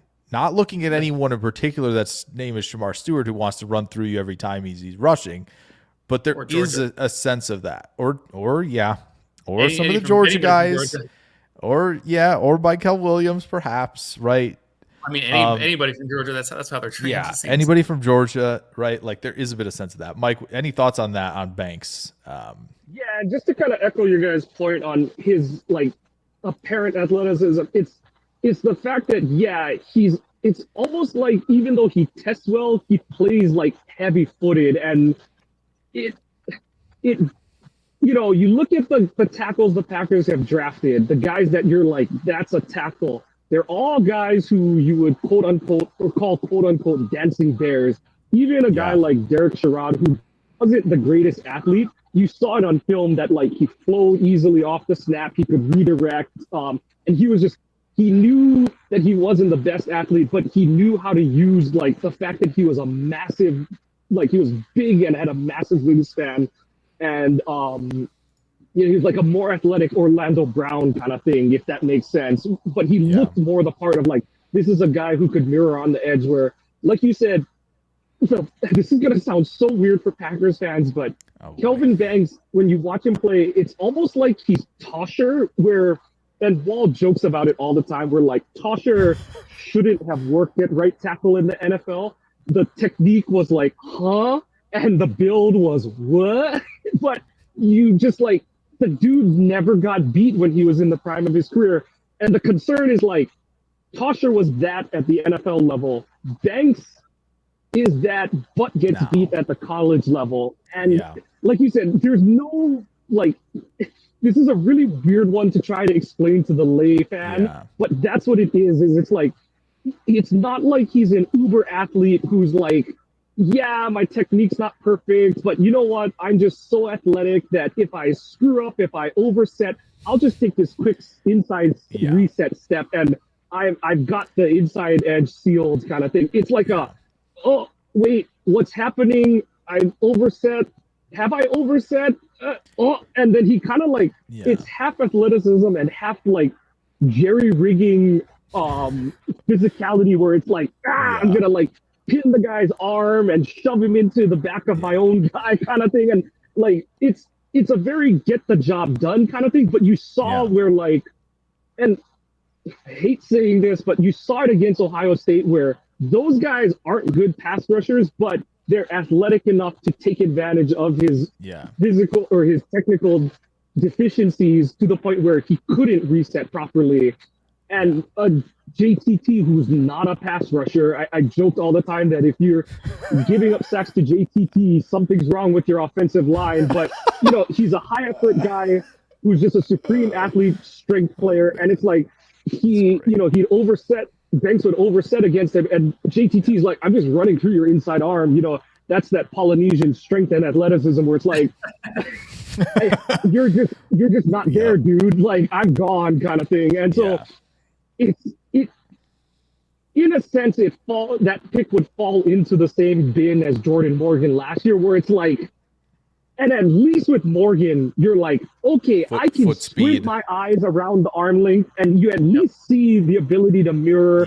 The technique's shoddy at points, but hey, like if he knows he needs to redirect, you can see him redirect and reset. And you know, there's some young Bakhtiari to Morgan's game in that sense, and that's why like I do think they liked him at guard as a pass protector better than like Ryan earlier in the season, because they're like, oh shoot, like, you know, the length issue isn't as big of a thing on the interior, and he's gonna get physically beat up, but hey, like he knows how to put his body in between himself and his rusher, you know, the quarterback and his rusher, and he knows how to stay there. Whereas Banks, it's kind of like it's a technique and a little bit of a mental recognition, and that's where it also gets muddy, because you're like, okay, Quinn Ewers is his quarterback, and Ewers isn't the most like on time, on target thrower of the ball. So like, how much of that is not Banks' fault? But you're getting into all these like if then kind of statements, and it's like, do you use that pick, basically the same pick as last year, on another guy that you're making like 2 or 3 concessions to be like, if I squint my eyes smaller than Mike does when he smiles, that's an offensive tackle in the NFL. And that's the part where it's like, and that's where, you know, I was a Guyton guy last year, because yes, there's a projection. Yes, you know, the floor was probably lower than Morgan's, but that guy, if he hits in the NFL, he's a left tackle. And that's the only way I see them going O-line in the first round this year, is that guy has to end up at left tackle. There can't be we'll find a spot for him kind of thing. Like you did that last year. You can't do that 2 years in a row. Right. And this isn't even like they're contending, so they need instant impact guys. You just can't go in with 2 guys that are like, might be looking at the same position in 2 years kind of thing in back-to-back drafts. So that's where I'm at with the Banks talk. I see Harmon there. I would take Harmon. I would take Alexander. Like those would be neat. Nolan also there. This is like the dream right here. All the 3 techs are here. It's a party. And one more. Go ahead. One more quick note on Banks. I was just looking at his RAS. Yeah, he had a 7.813 cone, which is way above, above what the Packers like. So. Whoa. Oh. Yeah. Oh man. Yeah. The one thing I will say, the final thing on Banks really quick, is I will say, like, there are definitely times where you think like guys in his position would drop the post foot, and he doesn't drop the post foot and let people go inside, and he tries to recover and finish and just push him towards the center of the line, which is great. Like, I think it's not a comp, because I think this guy was way more athletic and he played more guard, and he's settled there. So maybe there's something to it. But like Tyler Smith would get himself in like awful positions at times and just found a way to recover. And he worked and worked and worked to the point where he got to the point where he is technically refined now. And he had all the tools athletically to work. So maybe Banks is going to be the guy who puts in the work, who says, yes, I see where my technical deficiencies are. I'm going to get to a point where I'm not going to put myself in these positions. I'm going to strike better. I'm going to strike quicker, right? I'm going to work on the sets where it doesn't feel like, yes, I'm laboring, but it looks like I know what spot I need to get to at a certain point, and I know how I can recover. So he can certainly do it. And I know Drew D is really big on Banks in the chat. So like if that ceiling is to be realized, he can work to get there. But I do think like in a Green Bay sense, it's probably less likely, as Brian said, because of that 3-cone, because of, and as Mike said, where are you playing him? Brian, I know you need to head out. If you want to just quickly plug your stuff one more time and maybe just on your way out, throw your hat in the ring for who you'd like to pick here. Harmon. I would say Harmon. You would like Harmon. Okay. Yeah. We can't convince you on Malachi Starks, huh? We're not going to convince you on that. Maybe you put him outside corner. Okay. I mean, I'd be okay with trying it. Okay. But you want Harmon. All right, that's fair. Yeah. I like it. Yeah, just on Twitter at the Maafi NFL right there, and just check out my stuff on the Cheesehead. Make sure you order the Cheesehead TV draft guide. Yes, comes out April something or other. I think our friend here Jake is writing for it too. Might be doing the receivers. Yeah, might be doing those. Try to get Mike, but Mike's too lazy. Jeez. I'm not in the right time zone. I can't make the commitment work. That's fair. Yeah, but of course, check my stuff out on Gridiron Heroics. I've been working on my final positional rankings. I kind of took a break from it just because I was waiting for the measurements and some of the athletic testing from the combine because it's such a weird O-line class. I wanted to see some of that stuff first before I started, locking those guys in. But yeah, I'll be having that coming out soon. And then every Saturday morning, I'm on the Draft Professor's YouTube channel. We live stream. We do different things we talk about each week, draft stuff. I think this Saturday we're actually going to be doing a mock Packers offseason, so that'll be kind of interesting. That sounds like something to tune into, folks. Just saying. Yeah, with our friend Jack Bretnoff from over the pond. Perfect. There you go. Yeah, so that'll be interesting and fun. Yeah, make sure you're following him on Twitter at BMaafi NFL. I will put that all in the links below on Spotify and if you're watching and listening here. So yeah, thank you, Brian, for stopping by and giving us a bunch of info on especially the edge rushers. We got through a lot of those. That was really good. Glad we got to talk a little receiver stuff. Yeah, and appreciate you. And hopefully we'll have you back on here, and I'll have you on over where I'm at on YouTube as well to talk Packers at some point as well. So thank you, Brian, so much for coming on. I think the chat got a lot out of what you brought to the table. Hopefully. So we appreciate that. Appreciate that. All right, later, guys. Later, Mike. See ya. See ya. Okay, so he put in Mike, if you want to hang out for the Spock, you definitely can. Sounds good. We're going to try to roll through it here. I know someone commented, you know what? I didn't like the comment. Yeah, Tool for saying, wasn't this supposed to be a quick mock? It was, but I wanted to have the discussion, A, about Harmon and Barron, and B, about Adam's question about Banks, because I thought it was a really, really good one. Because I think, Mike, that possibility could arise where some of these guys, Banks, Pierce, could be available at 23 just based on all this shuffling with this class. So I think it was a good thing to bring up. Now, yeah, no, definitely agree. Yeah, so now we're sitting at a point where it looks more updated, this mock. Membo goes fourth. Campbell and Stewart are top 10 picks. Emin goes in the top 15. You know, we're looking at a lot of that. Golden goes 20th. Unfortunately, my dream, Colston Loveland, not available at 23. That one hurts. People have heard my spiel on that. Yeah, Jalen Walker is here, but again, I think you can file Jalen Walker under the, yes, pass rusher. It seems like he's put it all together rather than linebacker. Green Bay at 243, 245, whatever he is, I don't think so, right? Goody has made it very clear what he wants. But yeah, Mike, did you throw your hat in the ring for Harmon, or could you be convinced to go Malachi Starks? Could you be convinced to go Luther Burden?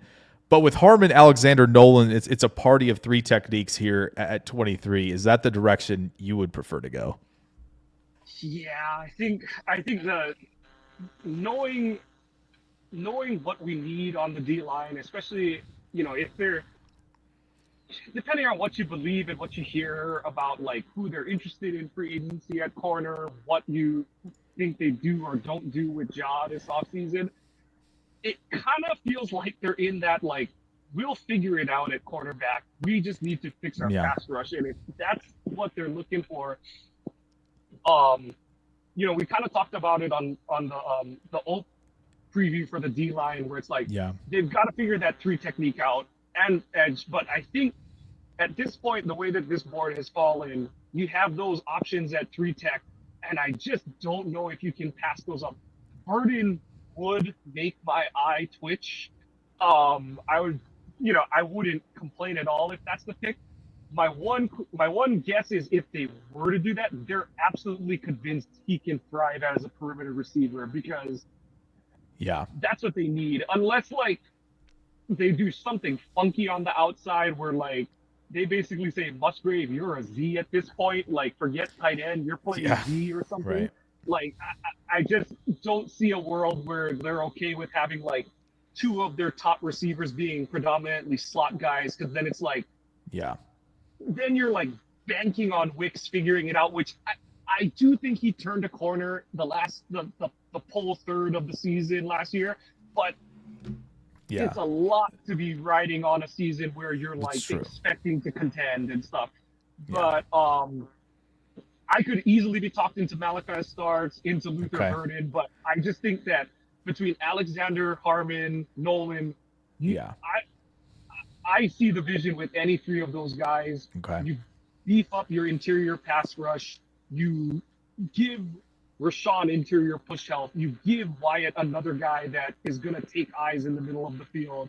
A guy who can cross-train with Kenny to play that like three tech nose tackle kind of like amorphous position. And, then you're not like, we've got to give. I do think Wyatt is likely here for 3-ish years at least, because I think the flashes he showed last year, what he showed, which I'm pretty sure they're like, oh yeah, he had some kind of cleanup in the off season. They like what they saw out of him, and he'll be here for like 3 years. But you got to start figuring out more options. Brooks had a nice second half of the season, but no one in that interior defensive line room should be safe. Like, you should be looking to upgrade on everybody at this point. I think that's I do agree. I think that's the biggest thing there, what you said at the end, where it's like, yes, Wyatt has looked good. Unfortunately, he got hurt. Season got a little derailed, right, in that regard. Brooks has been solid, but at a position like this, at the 3 tech especially, and on the edge, if there were guys here, I think we could have that conversation. Obviously trying to be more Packers-centric with this and not just like, hey, take this player, right? Walker and Pierce are probably guys not. Scorton, Brian has said, we heard him here earlier, the chat did hear him about like, yeah, he's still probably somebody they consider. At this point, like, as you said, no one should be safe. Let's take Harmon. I think he gets the nod, maybe over Nolan and Alexander, just specifically because Nolan's got some stuff that people would like to hear about and maybe cleared up in interviews. And then Darius Alexander is 24 years old already. So, again, 2 guys I really like as well, but I think we go Harmon, and we'll let this thing play out with that. Couple more questions here. Adam asked, do we like Connerly more than Banks? I'll jump in real quick. The movement skills are tremendous. When you watch him at the drills of the combine and you watch him explode out of the stance, it's nuts. It is insane. However, the hand placement and the strikes are not where they need to be at the moment, where I would go, desperation mode at 23, like, let's pick him because we need to have him. But that's my quick thought as we kind of keep moving through this. Mike, any thoughts on that with Connerly versus Banks? No, I agree. He's definitely a better, like what Brian was alluding to. He fits the mold of what they look for in their tackles, the ability to mirror, the ability to dance on the edge and stuff. Yeah, the hand placement is it's a journey. Yeah. It's going to take coaching, but if they took him, that means that they're confident between, what's it called, Luke Butkus, and honestly, Vooch is still involved with that you're gonna be able to coach him up on that end, because if you do, and that's a big if, but also that's where you're kind of left with, especially in a draft like this where it's not, some people say like, oh, this draft only has blank number of first round picks. It has 32, it has like 40, I'd say, but they're not spread across all the positions. There's like an overabundance of D linemen. There's a deficiency of wide receivers. There's a deficiency of offensive linemen, especially tackles. So everyone's got a wart at this point. And for sure, Connor Lee's, like you said, the main point that you made is it's something that if you're confident in your coaching and his aptitude and ability to improve, and you're like, we can get a really good football player out of that. So for sure, that's the one guy where I'd be like, I can see the vision that like, yeah, it's going to take a year or two, but you know what? You still have Rasheed Walker for another year. You have some options at left tackle to get you through a year or two where Connor Lee hypothetically would be ready for you maybe as early as next year, but if not 27, because you'll have coached them up, and there's a linear path between those 2 points of where raw college prospect to starting, top half caliber left tackle in the NFL. You can draw that line pretty straight across. Yeah, I think another great point. Yeah, like Connor Lee, if you're taking Connor Lee, if you're taking Simmons, right, one of those guys, because Connor Lee, I think we both agree will be there. Simmons could be there. It's just all dependent on the medicals and who's taking the chance. But like if you're taking them, to me, that signals like we're unsure about extending Rasheed. We've probably already extended Tom by this point, right? If we're drafting today, to where like you think you can get better at that position, you're not sold. And I think that means that, I think Connor Lee is going to be their guy to be the left tackle for a long time. Once he gets to that point. And I know a lot of people talk about like you can coach more out of like the hand strikes and all that, like with, as you said, great coaching, but you can't teach how fast he can move and mirror and all that stuff if you get there. But I think it's an interesting conversation for sure. I know people are talking about that it's rigged because Trey Amos almost got there to 55. I would probably agree with that. Real quick, Mike, before we pick in round 2, I know we're just crawling through this mock draft, but it's fine. I'm glad that people are wanting to ask you guys, you and Brian, a lot of stuff tonight. Drew specifically asking you if there are players you think would be so good that we have to take them, despite maybe a lesser need or maybe no need at 23 versus like guys you obviously would like, address. We already addressed with Harmon and talked about corner and stuff. Is there anybody like, oh, this position, we don't need it, but like I'm so down for Green Bay to pick this player at 23? One of them is a guy you mentioned already, and that would be my tight end, Colston Loveland. If he somehow snakes past Harbaugh, pick before. Yeah. Because, everyone will be like, they have their 2 tight ends. I still haven't given up on Musgrave, but the thing that was the big concern out of college, and granted, the injuries he's dealt with in the NFL have been 2 freak issues, but that's kind of what he dealt with in college. And it's sort of like my argument for Jair or against Jair, where it's like Jair's 2 big injuries in 21 and 24. They're like freak weird ass injuries. Yeah. But Musgrave's problem is he's had them like 4 years in a row, or 3 out of 4 years he's basically had one. And so I'm not giving up on Musgrave, but if having that wide field stretching tight end is that big, especially if, because of what we were talking about earlier in this thing, where this isn't a great receiver class, especially if you're looking for like a prototypical field stretching option, you like double down at that seam stretching tight end, and you just give Musgrave competition basically, and you say like, well, we still believe in you, but we're taking this guy because he's uber athletic. But basically, he's a little skinnier than maybe LaFleur would like, but honestly, Loveland, you know, you hear the adage of like, this guy runs routes like a receiver. He actually does. Like, his footwork is really good in his route stems. He knows how to tempo set up defenders. One of my gripes with Michigan over the past few years is they don't play action nearly enough as much as they should with their run game.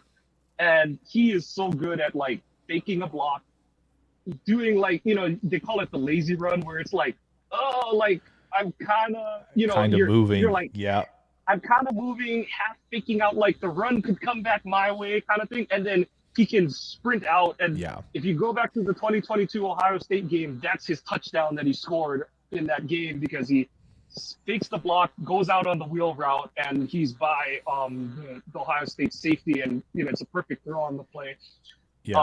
So that's the position. The one, and again, this will be a how you like this guy.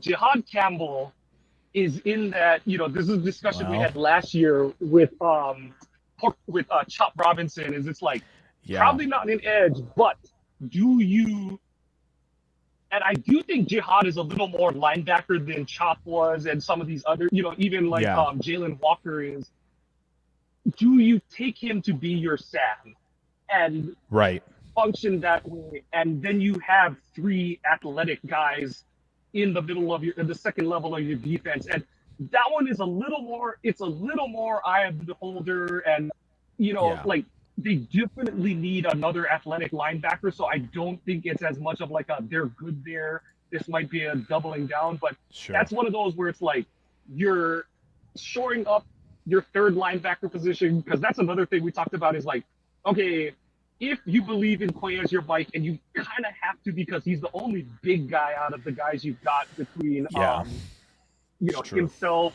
Cooper. I don't, and that's the thing is, I don't want Cooper to play at 245. I want him like 235, like that. You know, like I don't know what the number is, but he needs to be that slingshot guy when he gets sent on a will blitz. So I don't want him putting on weight that'll potentially take away from his blink and you miss him athleticism. And then Hopper is a guy where it's like he's in that sort of Nick Barnett mold where it's like, how big is he really gonna get? And it's kind of the same thing with Cooper, where it's like, if he plays at 242 even, is that too big for him? And does he lose the requisite movement skills? So yeah, like you kind of got this like, okay, who's your Sam?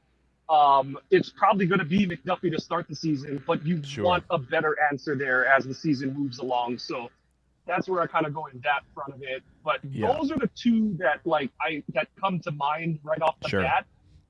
I guess if there's a safety that you just like, you know, if like Starks or Emanwari. Starks, if Emanwari were to fall to 23 for whatever reason, you're like, screw it, we'll figure it out kind of thing.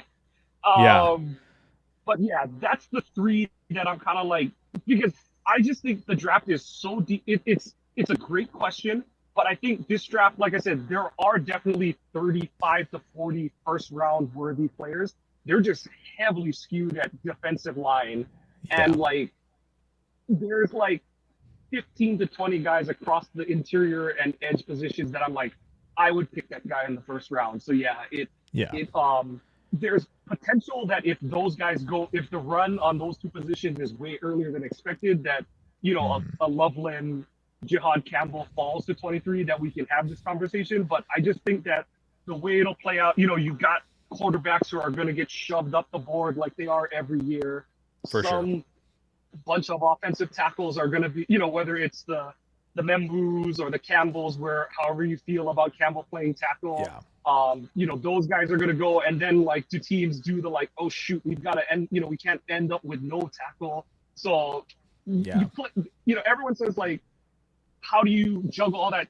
That's where it's kind of like, mocks are fun, but also you just have no idea how these teams are going to react in real time, and it's what that's the part of it that makes it super interesting to me, and why I do love getting involved with draft season, because it's like, you know, I love Lucas, I still believe in Lucas, but I'm still shocked that Goop did not pick Christian Gonzalez 2 years ago. Not Not Yeah. because I don't believe it, but Gonzalez just feels he would have worn so many hats, and there was kind of a corner need because you didn't know what Stokes was going to be.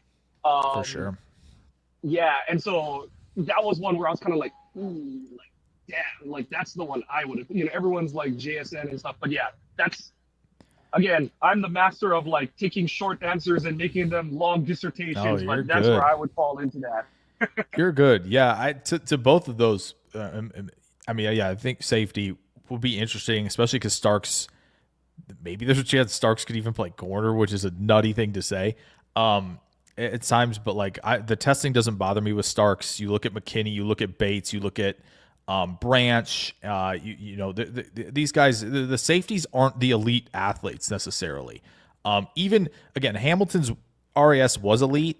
And that's a lot due to size and explosion, right? He didn't run fast. So, like, I'm not worried about the safety thing with, like, oh, Starks is a 60-some percentile athlete. That doesn't bother me. I think that would be totally fine to pick there. You got to be elite between the ears to play safety in the NFL. 100%. And I think Starks emulates that so much when he plays of, like, I'm in the right spot here. So and Emin Ward, I think, doesn't get enough credit for doing that more often, especially when he's in split safety looks and gets some more top down looks where he can kind of attack and read things out. But to your point on Loveland, I know a lot of people are worried about the tight end history in the first round. Here's my thing on this. If Green Bay wants to be in 12 and they want to have the illusion of complexity with their 12 personnel, to me, at this point, Loveland gives you more than Musgrave. And I think with this Joker F position that's being heavily talked about right now because Sean Payton has brought it up, where it's like the F position is a guy who can block and play receiver. It doesn't have to be a tight end. Like, it can be your Puka Nacua types. It can. Jack Besh might fit perfectly in this, right, when all is said and done. Loveland blocks way better than he's given credit for because of how good of a route runner he is and how much he can use the physicality at the top of routes, but also the quicks and the burst and all of that. By the way, Loveland, 6'5" and 3/4, 248. That's not small. So that's the other part of this equation where, yes, we got into the mode of like these receiving tight ends, but Laporta blocks now. He is a big part of the reason that Detroit can live in what they can live in right now. Kincaid got on the wrong side of it where he's like, I'm too much receiver, I'm not enough tight end, and I'm not doing enough consistently to be the big receiver in the middle of the field. Shakir took that from him. And because Knox can block, Knox plays it and Kincaid doesn't. That's where I think the separation with Loveland versus like a Kincaid, I think that's where Loveland will get the edge for me, is like he can block, he gets open, the catch radius is insane, and he's got enough speed and quicks where you're not going to be limited in what you can do offensively when Loveland's on the field with Kraft. Like, he's going to be able to run routes. He's going to be able to do a lot of different things for you. Campbell, I'm a little less in on because I think someone brought it up where it's like, he's a tremendous athlete and he rushes and he can see it. He goes and gets it. I'm worried that we're doing the thing with Campbell that we're overlooking, like how important between the ears is at linebacker. And again, that's not necessarily against what you were saying about like playing Sam, running and hitting, right, taking on guys and like knifing your way into the backfield, right? Like, he does that. I think the concern is if they start to think that Campbell is like going to play more off the ball and like, oh, maybe he can take over Mike. And I'm like, oh no, don't do this. He doesn't have the cognitive capacity at this moment to do that.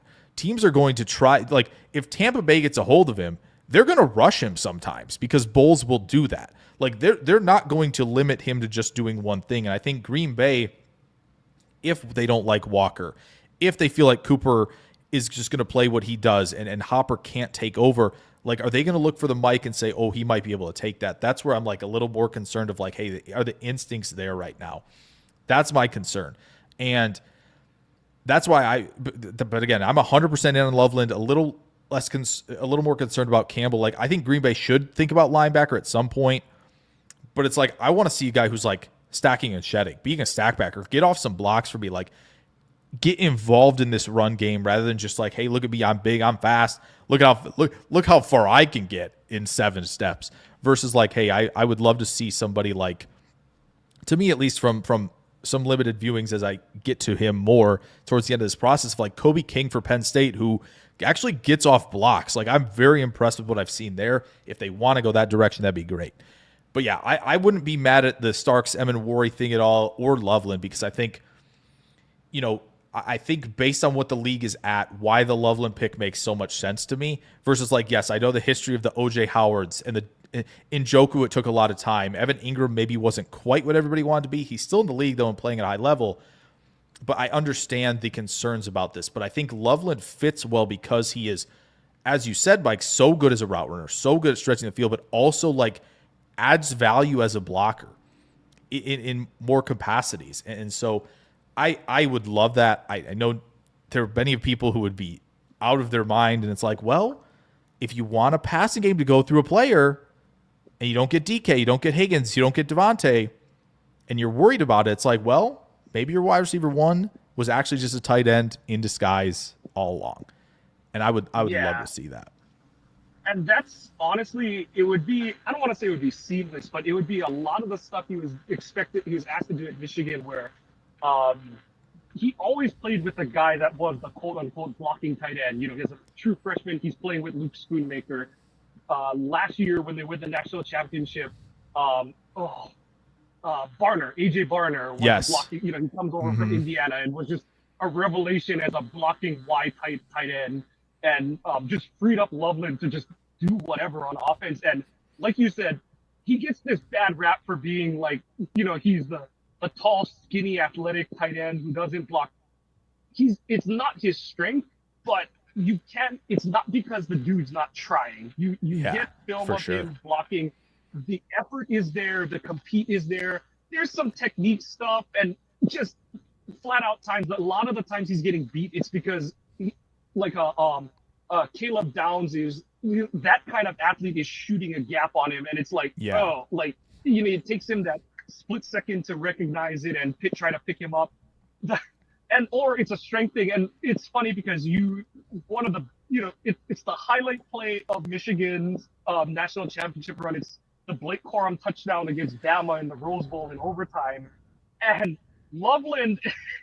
He gets the backdoor 3-for-1 because he gets blown up on the edge, but because of he's taking the proper angle to secure, he's trying to hook the outside defender, but because he gets blown up from the outside in, he ends up tripping up the interior pursuit guy and gives Corum time to bounce, spin move twice on the run and stuff. And so it's like, it's one of those, if you grade it on it's what you're grading success on, you're like, well, the edge was sealed. It's +1, but if you look at how it got there, it's like suffice it to say, the effort is there, and I was shocked he was 248 at the combine. And like you said, because he's almost 6'6", he's almost 250 in the way Musgrave is, where you're like, that dude looks so lean and so skinny, kind of thing. And you let it, like you said, you let him play off of Kraft as a blocker. You let him be that guy who takes a lead block and leaks out for a pass and stuff. F leak and all the stuff that Dusty Eatery just loves to post on. For sure, that's the kind of stuff that Loveland would just eat up on. And we talk about creating space within the offense. You have Kraft and Loveland who can hold and attack the seams.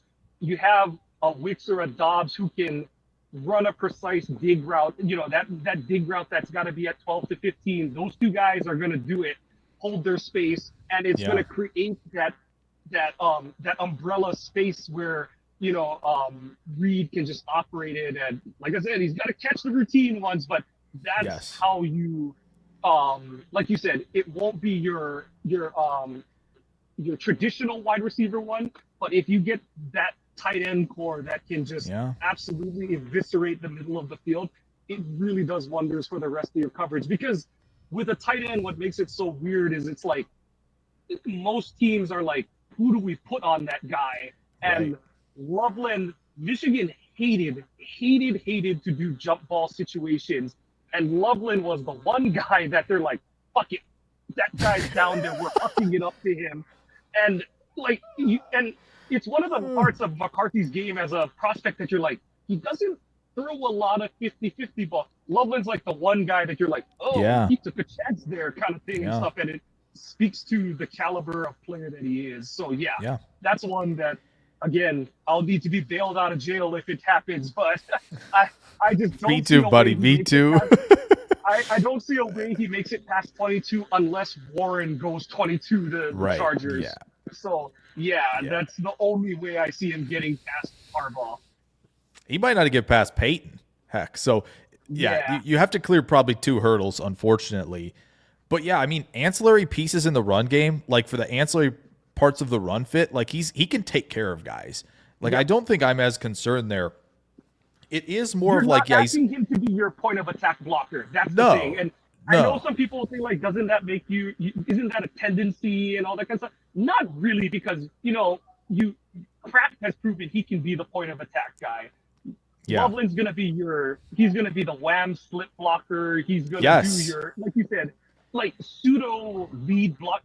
Basically the shit you hope DeGuara would do. He's going to do it better. He's going to do that and the receiving side of it better. Yeah. That's the vision there, is like that where's Waldo piece on offense that just creates, you know, like I talked about it with Watson. It's like, are you a true wide receiver one, you know, first on the call sheet, you know, your Michael Irvin, your Greg Jennings, Devontae Adams, where it's like, this guy's going to get the best corner. You're going to count on him to beat that guy, you know, more times than not, kind of thing. Or is it going to be the guy that it's like, oh, well, what do we do about that? And where a Loveland type player is, to me, more effective than a Watson is like, at some point they can play umbrella coverage to take the speed threat away. And I do got to give Watson more credit for improving. I did think he took some leaps as a route runner this year. Yeah. But also, we're not going to see him until Thanksgiving, more likely than not this year. So that's off the table. So like you said, how are you going to manufacture offense? And I know some people are like, oh, Jordan Love, he's supposed to be the next thing, blah, blah, blah. The one thing they're being really disingenuous about is Favre and Rodgers were both hand-given a surefire wide receiver one the day they stepped into that starting role. Yeah. Favre had possibly the greatest receiver in the league until his neck said no more football. And Rodgers was at the point where Donald Driver was handing the golden ticket over to Greg Jennings. So Love hasn't had that, you know, the let the kids grow up approach. I was totally fine with it last year because they just didn't have there was no option other than that than to you know, be as optimistic and put your brave smile on, as Michael Scott would say. But this year they've got to do more, and they have the avenues to do more in that spot. Yeah, it's hard when you're like, if you count Reed into this, so you count of like the 3 bucket getters versus Watson on offense, right? If you put those 3 into the bucket getters category, dropping 23 balls between all 3 of them, and you're one guy who is, you know, send them deep. These aren't as quality of targets sometimes deep down the field. Drops 1 pass, man. It's got to be cleaned up. There's no question, right? And so I think that's and then I have no problem with the young guys. You know, you want them on the perimeter. Let's grow up a little bit. Let's take some steps. Like, I think Dobbs and Watson both took steps in year 3 after taking a little bit of a step back in year 2. You could see that from Wicks and Reed very quickly. And that's why I think the Loveland pick is so interesting, because as you said, he is trying. He is trying to play with better leverage in the run game. He is doing everything he can to hold these blocks. He is not somebody who's just getting pushed around all the time. He is sometimes it's going to happen, but I think you continue to build out the technique and the frame maybe a little bit, as being as you said, tall and lanky as he is, without sapping all of that athleticism. You get a player that can run through this offense and be a focal point. And as you said, some of the wham blocks and blocks where you're asking him to like just go run into this dude and be part of a seal in these certain run plays that we can run, that's going to make it even more difficult for teams. And they're like, wait a minute, Loveland can do these, so then they can leave Kraft out there with the yak skills, and as Loveland as well with the yak skills. Like if they're going to march down 14, 15 plays, they'll let those two do the yak work along with Reed. And now what do we do when Watson gets back? Like the conflict that Loveland can create for defenses because of who they have already is what makes it so interesting to me. And that's why I said on your guys' pod, when Joe asked me that question of like, who would you like at 23? Who am I running the card up for? Who am I telling Green Bay to pick? Like, that's why I would seriously consider him over a lot of other guys, especially if the 3 techs are getting pushed up the board more. Like, it just feels like there is a chance for them to really lean into illusion of complexity, but also have talent to go get buckets when you want to get buckets. And that's why, and I know we've only picked one guy so far in the mock guys. We'll only make 2 more picks and we'll send you on your way. So I want to pivot there really quick, Mike, so we can make a few more picks here before we hit the 2-hour mark, because we have been just humming along. And I know Too Old for This said earlier, like, I even stopped trying to derail you guys. You guys are too focused on this. And I had that feeling coming in. Of what was going to happen. So I want to bring it up to Mike here for sure. There's a few guys I think we could potentially select here, and I'll make sure to list them for him so that he doesn't have to look at the screen. Braden Swinson, someone Brian Maafi brought up, is like, wow, pass rush is off the charts. He still fits. He's got enough size for the position. So, Darian Porter, right, in terms of the testing, could be somebody in there. Kyle Kennard is back in business near that 260 mark if they want to go there. So, yeah, Mike, not a lot of great options at receiver. As we kind of expected, it's Restrepo and Knoll, who are probably slot guys. Royals could be interesting here. Maybe it's Trey Harris if you want to go that direction. But it does seem like, again, we're in a spot where edge rusher, Ursery's still here at tackle if they want to go there. But Morrison is also there. It's somebody at corner. So it feels like defense is probably on the menu again. If you want to go Porter, Morrison, Swinson, Kennard, feels like the guys. If there's anybody else you want me to check for. No, and like you said, this gets into that area where you're like, how willing are they to overlook Morrison's injury history at this point? Like, for sure. At 55 rather than 23. Yeah. And I still wonder if it's too much of a bar, because he's a guy that, unfortunately, he's been hurt every year, and they've been, medium to bad injuries each year kind of thing. So it's like you see the high end play when he's on the field, but what's the problem with the guy that more than half the fan base has thrown out the door already? Is like, yeah, sure, he's still a really good player when he plays, but he hasn't been on the field for 75% of the games the last 2 years. So every Green Bay fans get into their shiny new thing mentality when it comes to draft picks, but I still don't know if 55, if it's Morrison is too rich at that spot. I think Swinson or Kennard, and to me, that's just like, what kind of pass rusher do you want at that point? But I do think if it falls that way, like I said, I have this weird suspicion that on some level in that cornerback room, they're like, we like that Carrington is a fighter. We like that Nixon is a fighter. Sure, Carrington, maybe we should have played him more outright over Stokes at this point. And Nixon has holes in his game that are probably never going to get paper mache'd over. But we know they're battlers. They're not going to back down from a challenge kind of guys. Yeah. And we can live with that if we give them the right kind of the right cavalry comes to their defense kind of thing, and that's improving the pass rush. So that's where I think it's not the sexy pick, but hey, like, if you really do, there's projection, but I do think that Rashawn, especially if like I said, Packers go hire Mike Wall to do nothing but whisper into Rashawn's ear, do nothing but bull rush, do nothing but speed to power rush, do not take the outside shoulder. the way that you improve Daddy, that. look. It's the place where we walk. Yeah, Nice. it is. There you go.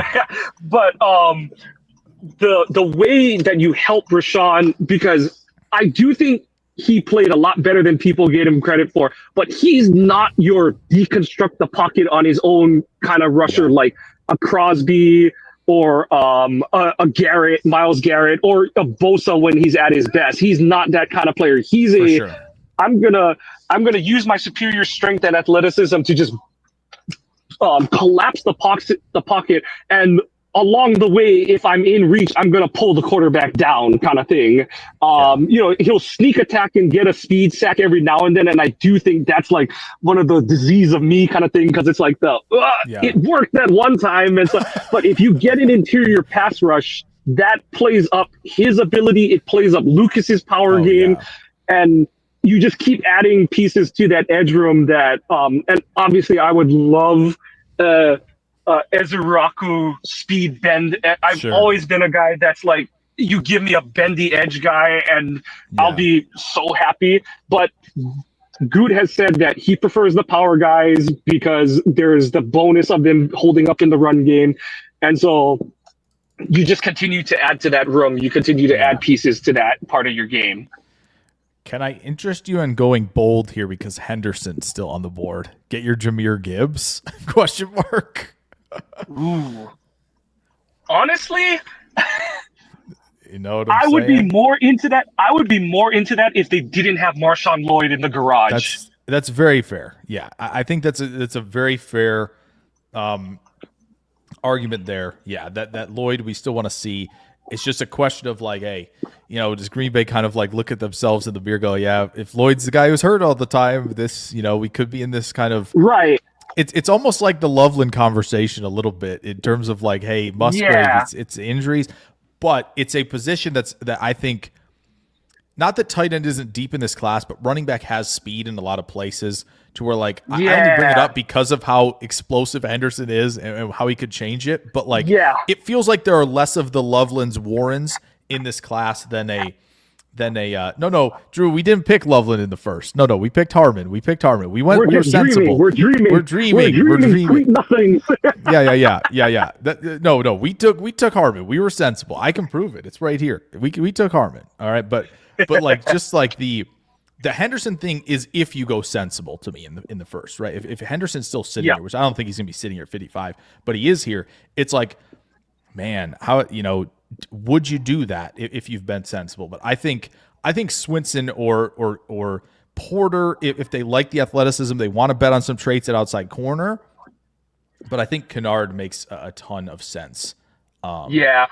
I think Porter is more in range of because it would be one thing if he was just old, but the fact that he's old, like I jokingly call him old, tall Sam Shields.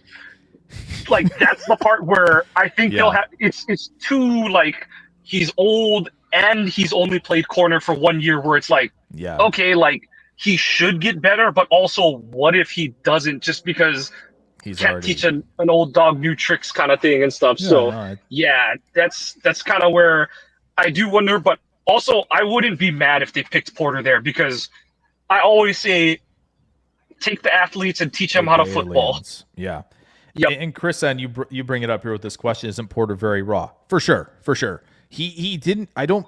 He's the one who I think entered as a receiver as well for Iowa State, and then made that conversion. Has so many special team snaps, which is great. But yes, there is a level of like, I'm learning this position on the fly here as my career at Iowa State is coming to a close. So, let's go Kennard. Over Swinson just for fun. I think another guy who I think converts actually speed to power pretty well of like getting up. I was talking to Brian about this, Mike. He gets up field 3 steps and then crashes in, which I love that about his game. So we're gonna do that. And then we'll see what's still here in the 3rd round and we'll call it there. Because I know it's we are well past what I thought we might get past, but I should have known with these guys who love to talk ball like this that we could run this long, but 3rd round here, we got some options. If I haven't heard your opinion on this because we only talked defensive line a couple weeks ago. Marcus Bowe of like, hey, yeah, he played tackle at Purdue, but like is this a possible like convert to center? And it certainly feels like that with the frame and the movement skills and like adding to his weight to play there. So that's somebody I would consider here. I know the folks are going to want to check corner because that's what we do. We got the Kansas boys still here. It doesn't look the best. If you want to go Noel Williams at 87, I guess so. But then there's the like we can play it like extremely straight and take the center who's an athlete and just round this sucker off with 3 trench players and extremely sensible, but like to the point of like these are athletes. These are, when you get a center like Wilson, perhaps you get a playmaker. So any thoughts on a direction maybe if those work or others? The Wilson one, I'd have to squint my eyes a little more because I do think they have answers at that position on roster. Sure. No, not re-signing Josh Myers, but like between how highly they seem to think of Jacob Monk, plus it's also how much they've cross-trained Morgan, Ryan, and Elton Jenkins, and Tom, who just for whatever reason can't have his name taken out of the center conversation. I just think they have too many guys. Yeah, I know.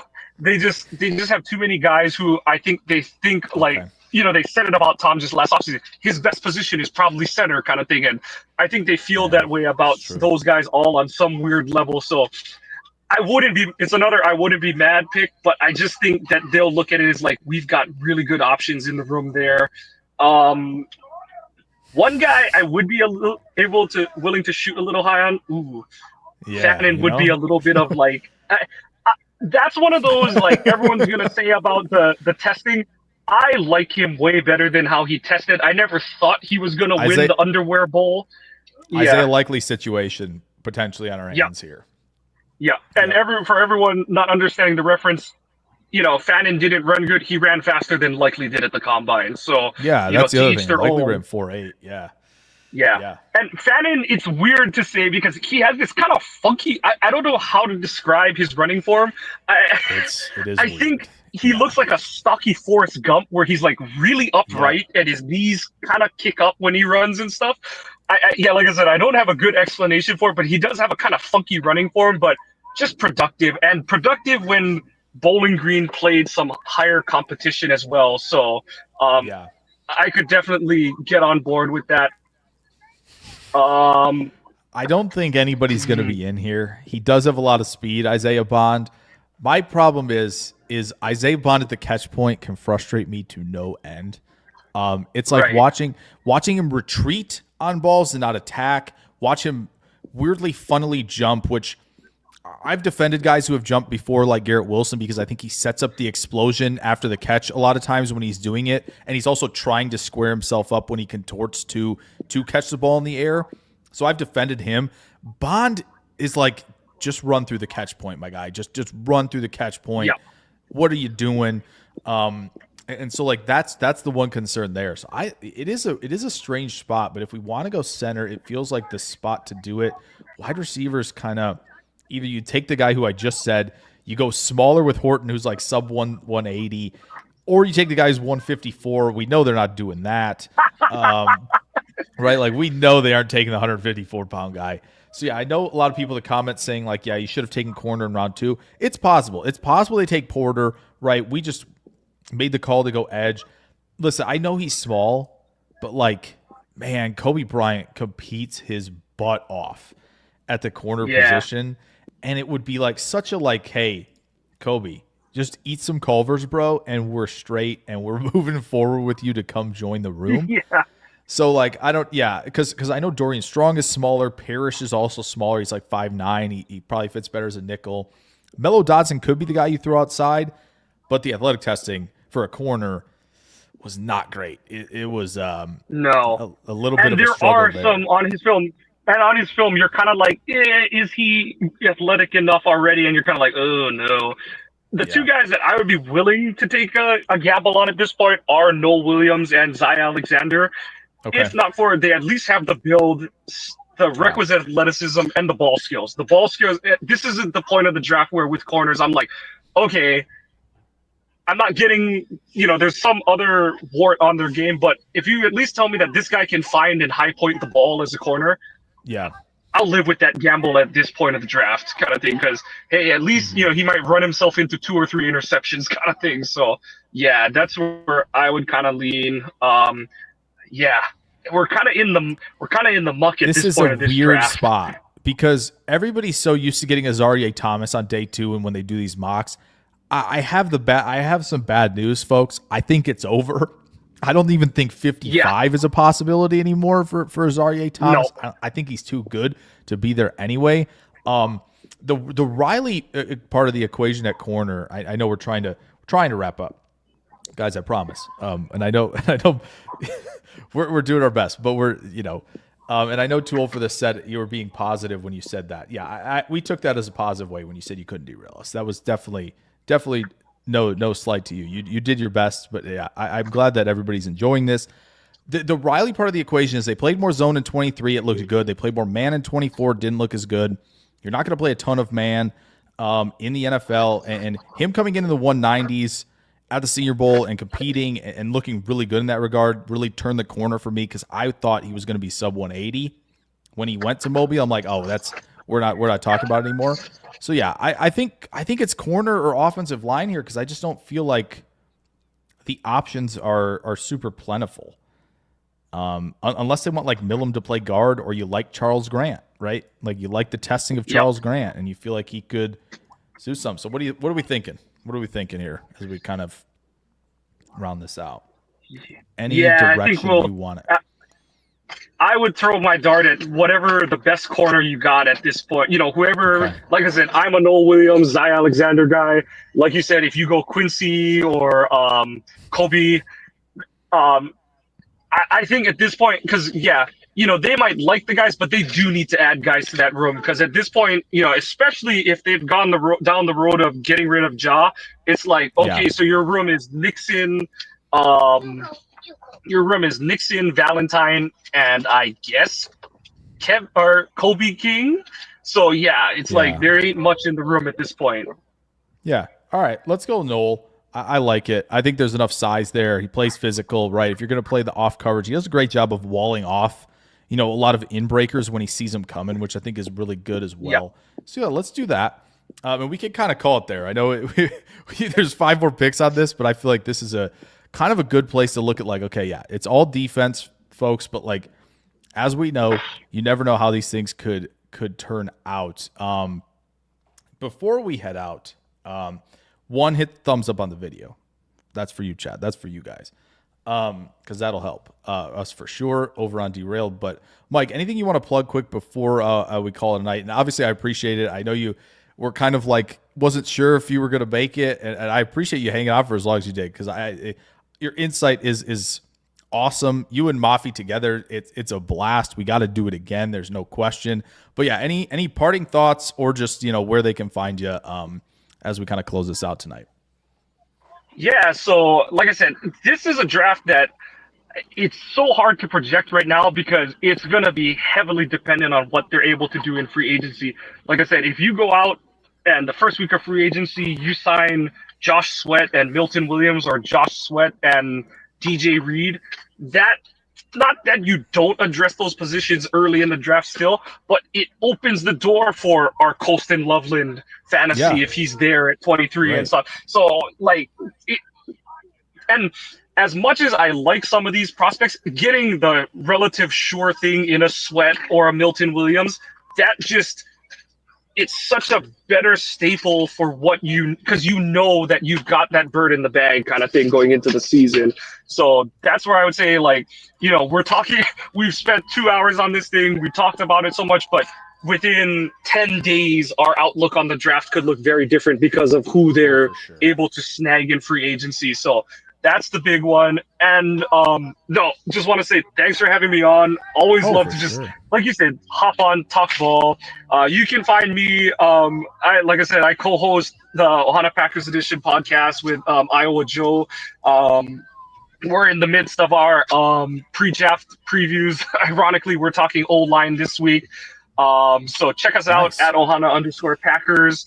You can find me at Kawano Mike. just if you want some of the strangest arrangement of sports or just random shit on my mind kind of talk. But yeah, overall, just thanks for having me on. Like you said, maybe we'll do a post free agent pre-draft just quick recalibration look. Yeah. But also, like, if we do a post-draft kind of run around where we like I said, I think the content of yours that I appreciate the most is when you do your draft is over, these are the guys that Green Bay picked, how do they fit in and stuff. So that's where I think you make some of your best work, because it's taking the guys that we've all like looked at, watched, fantasized over for a while, and it's like, how does this guy fit into Green Bay and how is he going to be utilized? So like I said, Jake, thanks so much. Had a blast talking ball. I gotta go. Sun's getting a little antsy, and we gotta go hit this.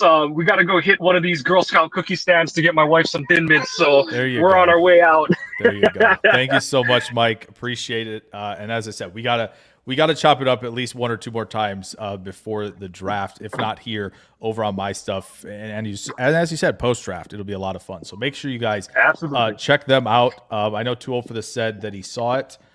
He's seen that. He should subscribe. You definitely should. There's a lot of it's very in depth, the positional preview. So definitely check that out. But yeah, thank you so much, Mike. If you got a jet, go ahead. We're gonna do our little end of show thing here for you guys. As we get out of here, you've done it again to us. You've stuck around for 2 hours plus of us just chopping it up about the draft. And we gotta end on this. We gotta end in the words of the late great Mr. Ed Policy. Go Pack Go.